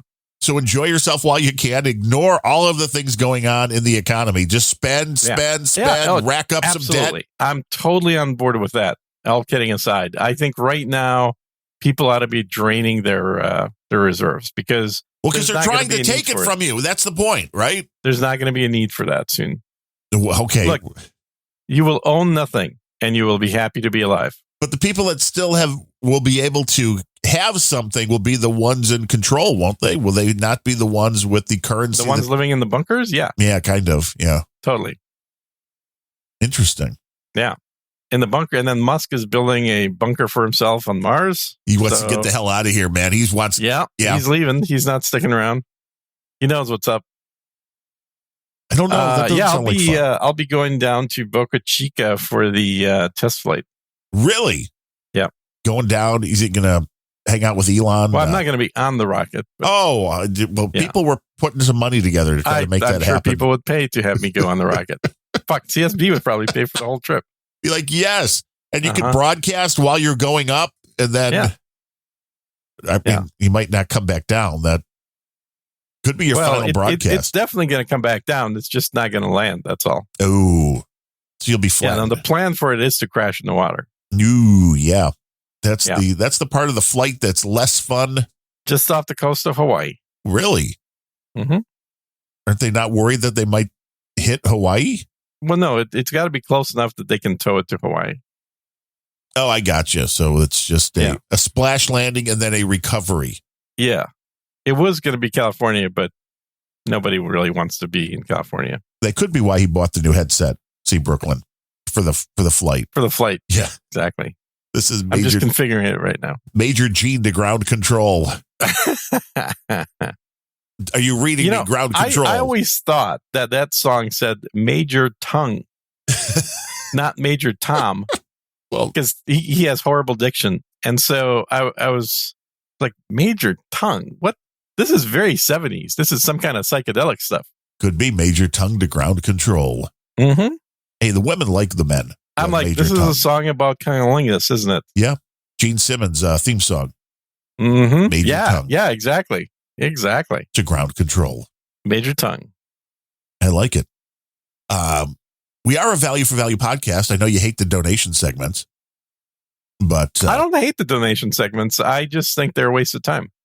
We have just two people to thank, so it won't be a lot of time. Oh, well, perfect.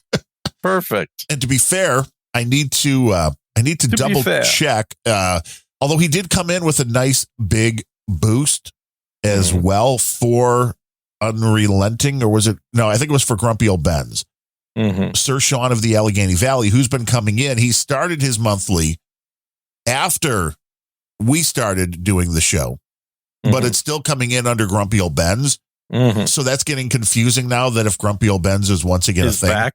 So for those of you who are still donating to Grumpy Old Ben's, if you want to donate to Unrelenting, either change that or just let me know. I mean, I can do the accounting, but I just would need to double check. But Sir Sean, with his $25 monthly, we appreciate that. He may have just no idea that money's getting siphoned down still. You never know.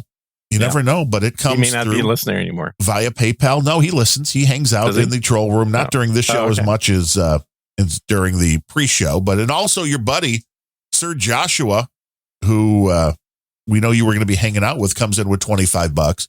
Yeah, waiting for him to buy a microphone so that we can have him as a guest. Well, you have extras now. Get him one. He says, donation from Sir Joshua, the historian, keeper of the historical record, Bryan, College Station, Texas. Yeah. Take a drink. Yeah, I thank you for your courage. And he says, 73s. He is a very, he's a big fan. 73s. What does 73s mean? That 73s is a ham radio, like, hey there. Got you. Yeah, I'm not a hammer. I need to. Josh is. We found that out recently. Well, we know that the ham radio folks will save the world. But we appreciate your courage, Sir Joshua and Sir Sean, for supporting the Unrelenting podcast. For all of the rest of you, douchebags. No, that's a no agenda thing. What are you if you don't?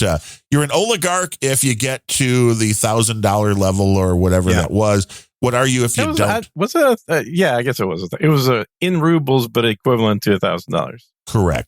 So like 500 rubles. So if you've never donated, I don't know what that quite makes you in Russian. Well, I know that he just had a birthday, so I'm going to wish him a happy birthday. Very happy birthday. And he just had a kid not too long ago, so all the years after this year, you're like, they're going to fly by. You're going to be way too busy with the kid. The fun is just beginning. But get a microphone. That way you can podcast with the kid. And when Darren's not around, maybe I'll need a co-host and I could have you come in. Yeah, I'm always around, though. No, you missed a show. Somebody that is has not donated. See, Brooklyn suggests they just be called a Ukrainian. Oh. Yeah. Don't be a Ukrainian. Donate now to Unrelenting. Unrelenting.show/ Now you're going to start getting hate mail from... I do. CSB always sends me hate mail and it's stuff. I'm like, it's comedy, CSB. I understand. You may not understand. No, I think he fully... He's also playing a character of this crazy Polak who lives in... He's a good guy. Mm-hmm. I like CSB. He brings an interesting perspective to the world. I've liked his character ever since I first heard him talk. Way back on, the Adam Curry's Daily Source Code. Daily Source Code. Yeah, exactly. It's like, oh my God, is this real? You never know. You never know what's real. You never know what's a bit. As far as we know, CSB is Elon Musk. You don't know. He could be. I know. That would be that would surprise you, wouldn't it? No. Or CSB is now in the realm of just the possibility because of the time, and he goes back to the Daily Source Code. It would be harder, but it's like otherwise. I'm like CSB could be a hot 23-year-old Ukrainian model. You don't know. Yeah, I know. I did say I've dated several hot Ukrainian 22-year-olds. Well, right, because 23 is just too damn old. It's getting there. Just too damn old. Did you see the story? Actually, I've dated a 19-year-old Ukrainian. And how old were you at the time? Because then we'll be getting more hate mail. I'm not even going to say. There was a story, and I don't understand. No, she's a waitress, and a buddy of mine is like, "Oh my God, she's so hot. I should ask her out or something." I'm like, and then you just swooped man, you in should. And then he was a chicken shit. He didn't ask her out, so I'm like, "Okay, I'll ask her out for you." So I end up talking to her, and next thing I know, we're going on a date. And the next thing you know, you're not introducing her to your buddy. No, I'm like, I don't even know who I was sitting at a table with. That guy, total random dude. Yeah, no idea. Yeah, never saw him before. Nope. Crank lunch date, exactly. Well, you got to have the balls to go and talk to somebody if you think they're hot. Well, or anybody. I mean, this is it. This is the... I think it goes for men or women. Well, it's anything. I mean, it's that for relationships, but there's the same thing could be said for going after the job you want and putting yourself out there, doing a podcast. A lot of people are like terrified. That's true. And I've applied for jobs at Tesla now 3 times and I keep getting shut down. Well, the restraining order from Elon is probably a red flag for the Tesla employment. Order. No. What? It finally expired? That's good. At least that's a good sign. No, they found the other guy. Oh, but there's a lot to the concept of faking it until you make it. That works in a whole lot of different areas where I think that most people do because I've hired a whole bunch of people lately and dozens. And sometimes I'm a little surprised at what people don't actually know how to do. Oh, there's no doubt. And I was like, wait a minute, for the job and the resume you had, and how do you not understand this? What was the most egregious thing you're like, how do you not know this? Well, I mean, I don't know about most egregious, but generally they're going to be things involving the specific type of job that the person was hired for. So if they're hired for a Facebook expert for marketing, and then there's shit that I know that they didn't know, that should never be the case. I don't know shit about Facebook. I've just been around long enough, I guess. But it does happen with some regularity that people seem to have missing insights that I would expect them to have given the jobs they held in the past. Well, this was the beauty of being a web designer in the early days of the web, because this was before, and I know a lot of people hate the concept, but Squarespace and those kind of sites do a really good job for a majority of sites, and most people, if they just want to take a little time, can learn how to do it. It's super easy. I had done a couple of sites that way, just because I was too lazy to do anything real. Well, you want it quick, and you want to know that it's going to work across all the different devices, and you're not going to have to do updates all the time. I was doing Drupal sites a lot back in the day, and it was like the amount of time that was involved then in updating when every new security problem came out. Oh, yeah. Was not worth it. But now, are we sponsored by Squarespace today? Is that what you're getting I wish we were. But we can be. It's really not that hard to get a Squarespace sponsorship. You just ask and then you go, hey, we'll go to squarespace.com/unrelenting show or whatever. Yeah, it may I'm be. signing up right now for their affiliate program. Not a bad idea. I mean, I use their product. I like their product. And running a restaurant site for a friend, which absolutely a fantastic site for that, because this is the one thing that literally snapped my mind and said, okay, this has to be the way to go. In Drupal, when I wanted to create a menu for a restaurant, I mean, it wasn't hard. You could create the content type. You could just do lunch, dinner, and then have content types like within breakfast, you could have this, this, and this. But then for every item, you had to create a new entry. So it was kind of like doing a database. So you had to do an entry for every item. So if you wanted to change the pricing, you had to go in and you could pull it all up on one page. But, to change things was a pain in the ass. The thing that is built into Squarespace that I love, if you have a restaurant, is the ability for it to take a text file and convert that to what you see on the screen. It's just a text file that's formatted correctly. So you have the name of the dish, and you can either have the price come right after the name of the dish on the same line, or you go name of the dish, description if there is one in the next line, and then price in the next line. And it just automatically does it and formats it on the fly. It's like this even makes it easy for the people that run the restaurant to update their menu. They don't have to do anything but change a text file and cut and paste it. It's pretty good. Unfortunately, it takes 5 days for the affiliate accounts to get approved, so I don't have a code yet. We'll have a code by next time. Nice. It is a good product. Now, the weird product that I saw a story on here, the Amazon Alexa. This goes right down the line of what Descript does. And I don't understand why they're just pushing this for dead people, because that seems very weird. Dead people? Yes. This is a story in the New York Post. Alexa, call grandma. Missing your deceased loved ones? Not to fear. Amazon's multifaceted AI assistant may soon be here to help with a cutting-edge new feature that will reportedly allow you to speak to the dead. Well, no, we know what this is. You got to be shitting me. That's got to be an April 1st story. No, it's not. I don't buy it. They're April saying 1st. With less than a minute of audio, they can mimic the voice. Well, we know what things like Descript is doing. This is, I'm not saying it's going to be perfect, but it's like this. I don't even understand why you're pushing this towards use it for your dead relative. People that are fucked in the head, they could do that.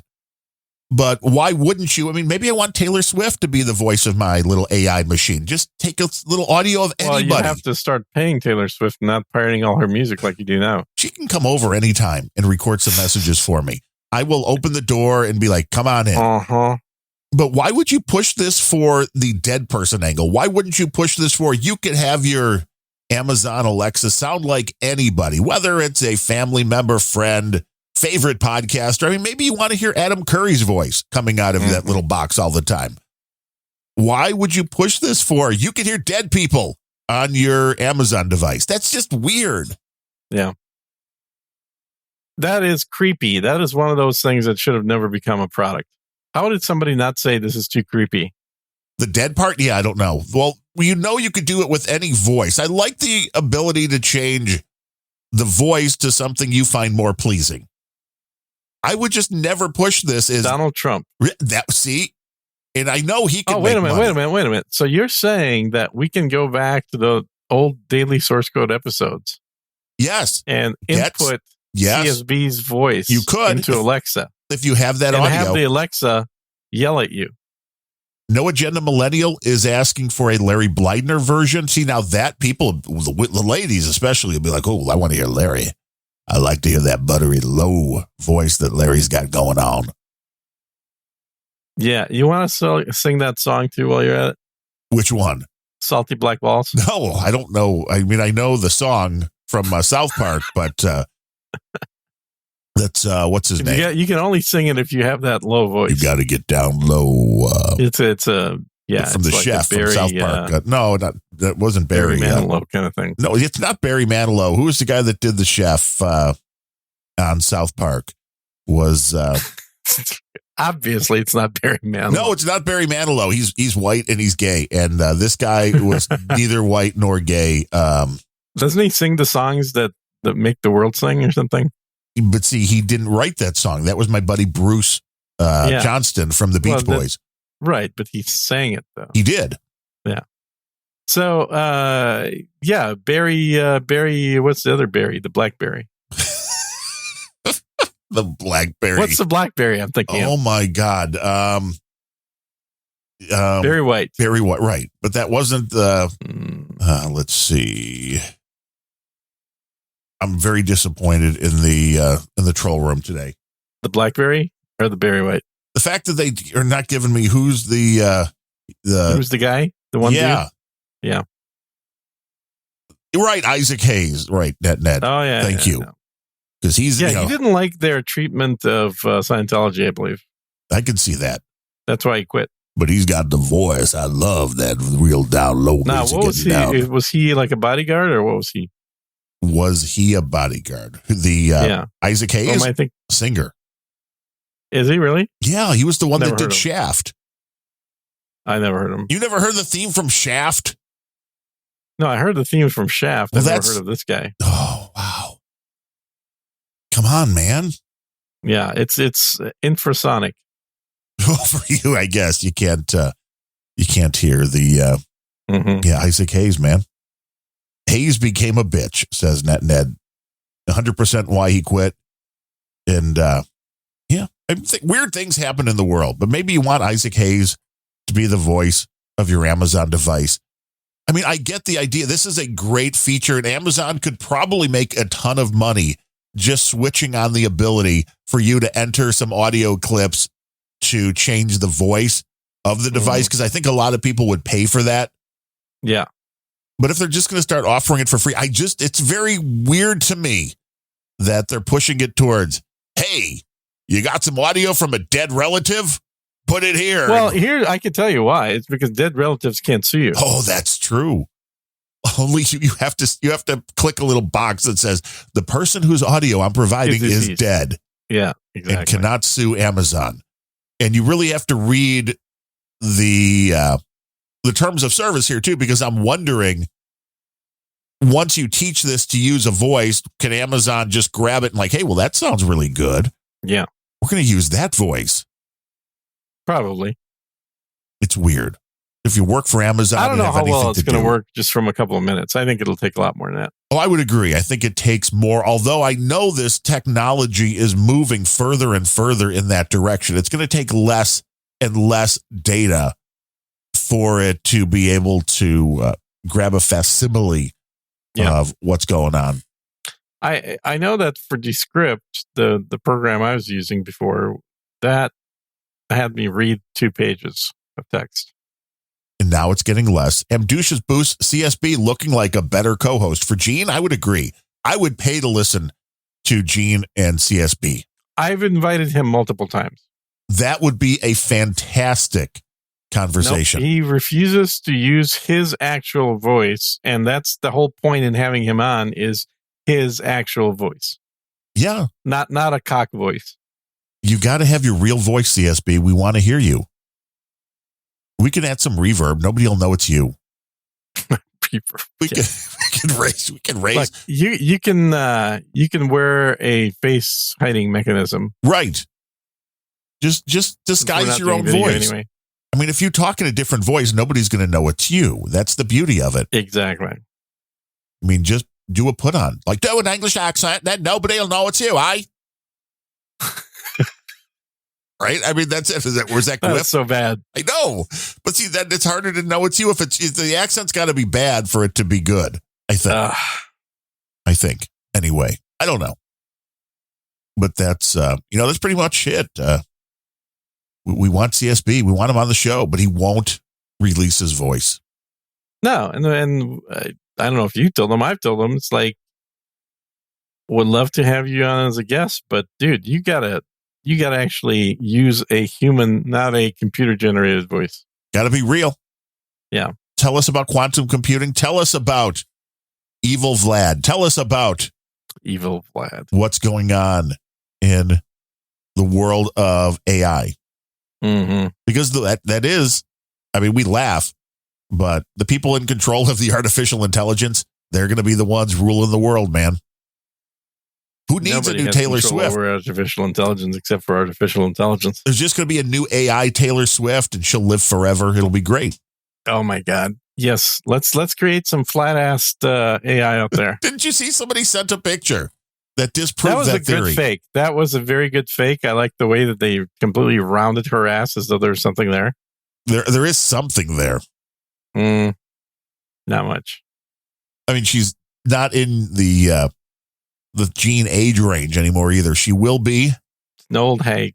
Yeah, I believe. Like 40. If I'm not mistaken, on December 13th of this year, 33. Yeah, Taylor Swift. Yeah, old woman. 33 is the magic number. Mm-hmm. Ding, ding, ding, ding. Oh, speaking of that, the next episode of Unrelenting is 33. Too. No, that's fine, but she's ultra lib. When you get older, you get more conservative. But I was just going to say that next episode of Unrelenting is episode number 33 for everybody that's a Ukrainian and never has donated. Episode 33 is often a good time for people in this audience to sit up and go. Let's get those 33 sat donations going. No, not 33 sats. I mean, you want three. Sir Nubbin showed us how to do it the other day when he sent a 333,333 sat boost. Yeah. That's. I wonder if people realize that they're sending out these big chunks of Bitcoin because it's worthless now. And do they realize that they actually paid 3 times that amount for that money? Depends when you got it. Depends when you convert it. Well, I think most people bought in at 60. I dig Sir Nubbin because he does it via PayPal as well. So he knows what he's doing. Now, some people might not. I mean, it's probably going to keep going down for a while before it goes back up here. But still, this is not the time to be sending Bitcoin, guys. This is a time to be sending a currency that is worthless like the US dollar. Don't send rubles then. No, you can't afford to. You can't afford to. Rubles are becoming more and more valuable all the time.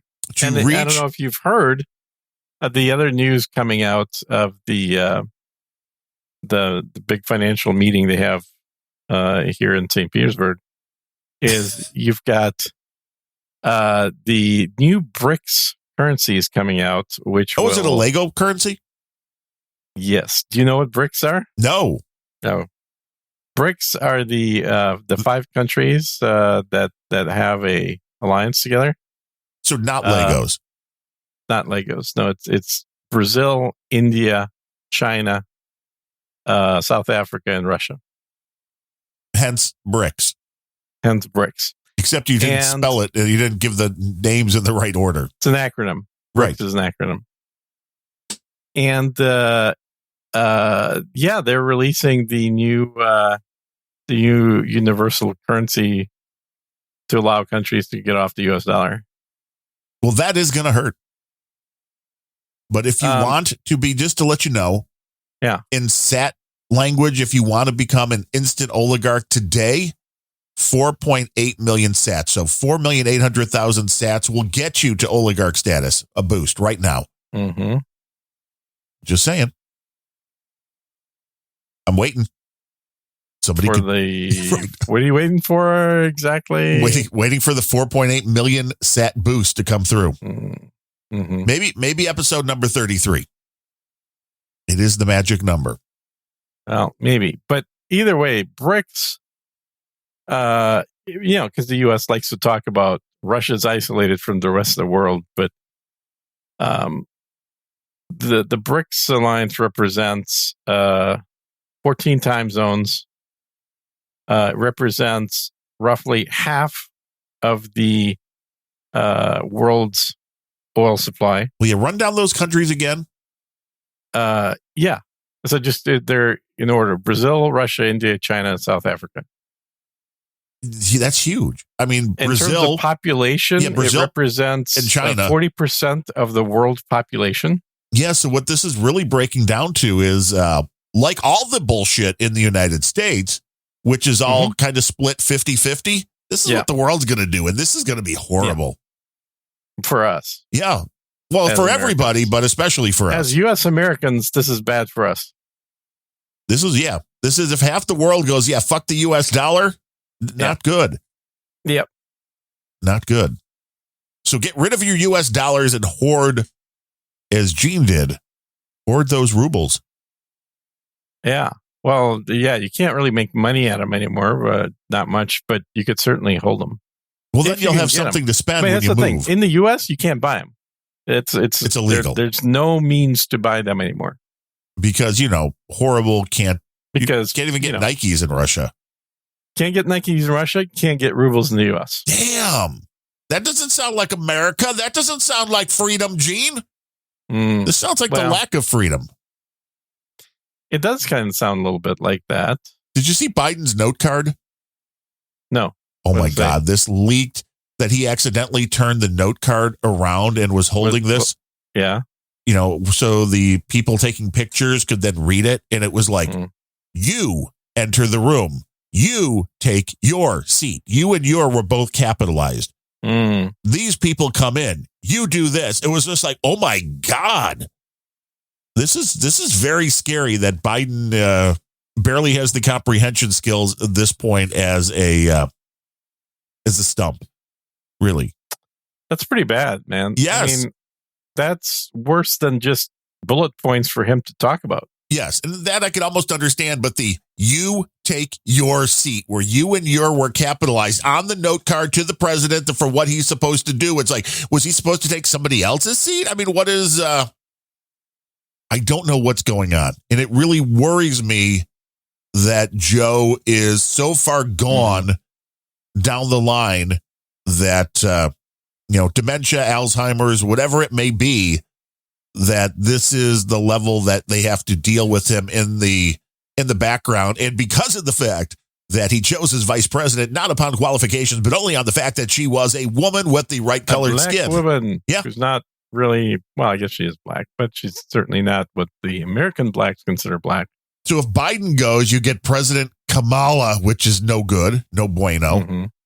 I mean, we almost need here for things to somehow even themselves out would be to first get rid of Kamala, get her to resign, get a decent vice president in, and then Joe can use health issues to say he's resigning.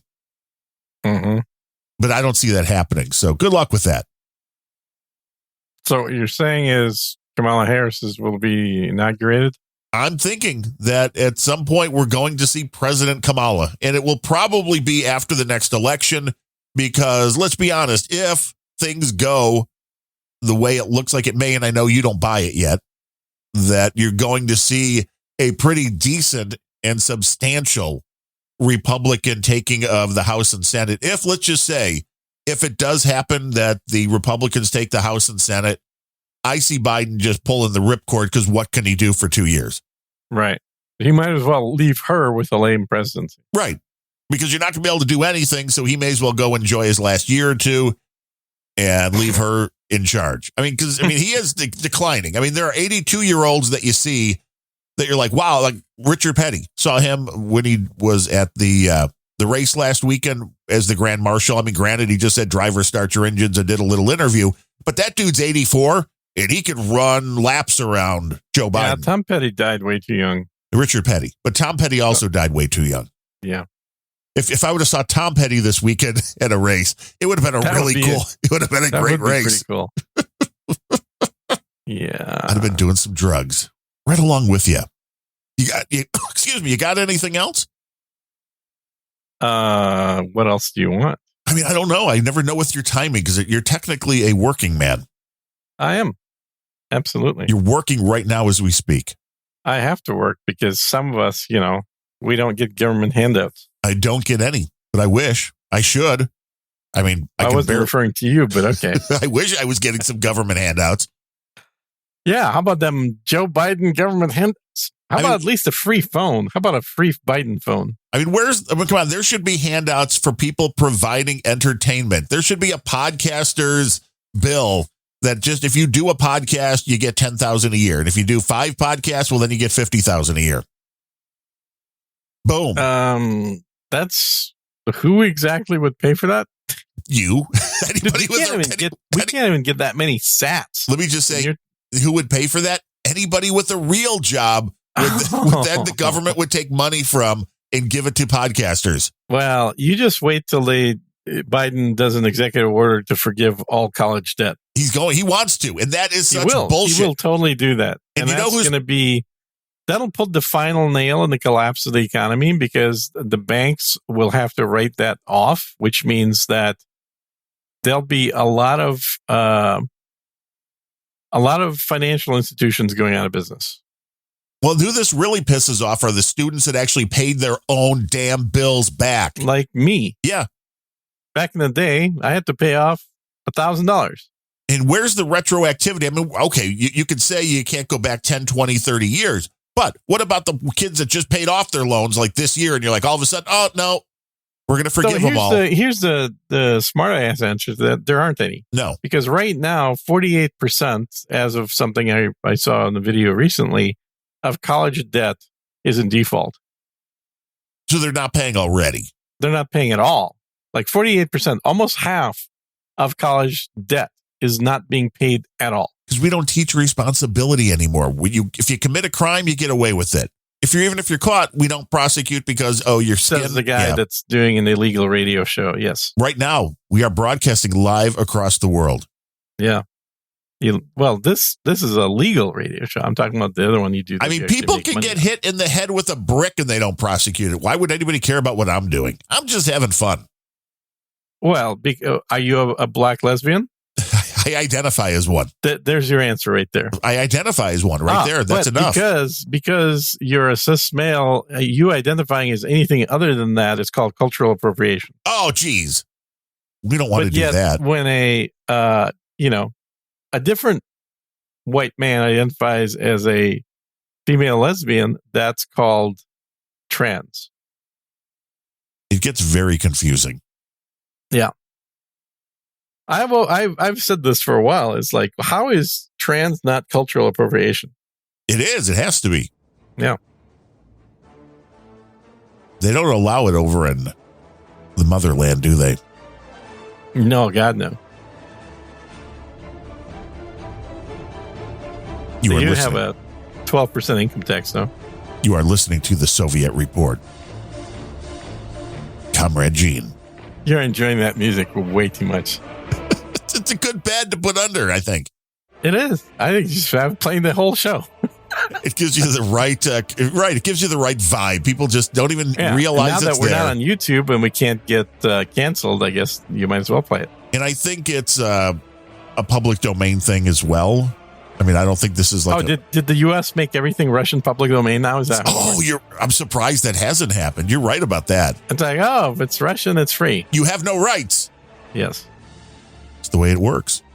It is the way it works. But that's why you're listening to us, I guess, to find out how things work, to understand the insanity, to hopefully get something interesting out of the conversation. I know some of the comedy might go right over some heads, but we're just trying to have fun. Might go directly at somebody's head, too. Right. Sometimes. You got to be careful. You have to learn how to duck.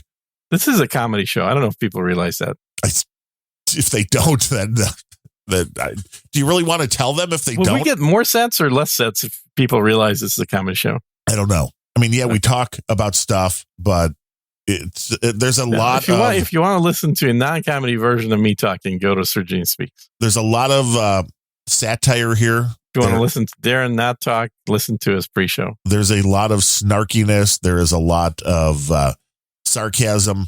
So sarcasm? Don't know what you're talking about. Exactly. But we hope you're enjoying. And if you do, come back next week. Yeah. On Friday. I mean, we do this regardless of whether the recorder is running or not. So it's kind of like up to you whether you want to participate. But we enjoy this anyway. Join in the fun. And we'll keep doing it. Yeah. Send some sats. Boost! Keep going. Just keep going. With the music or with the sats? Both.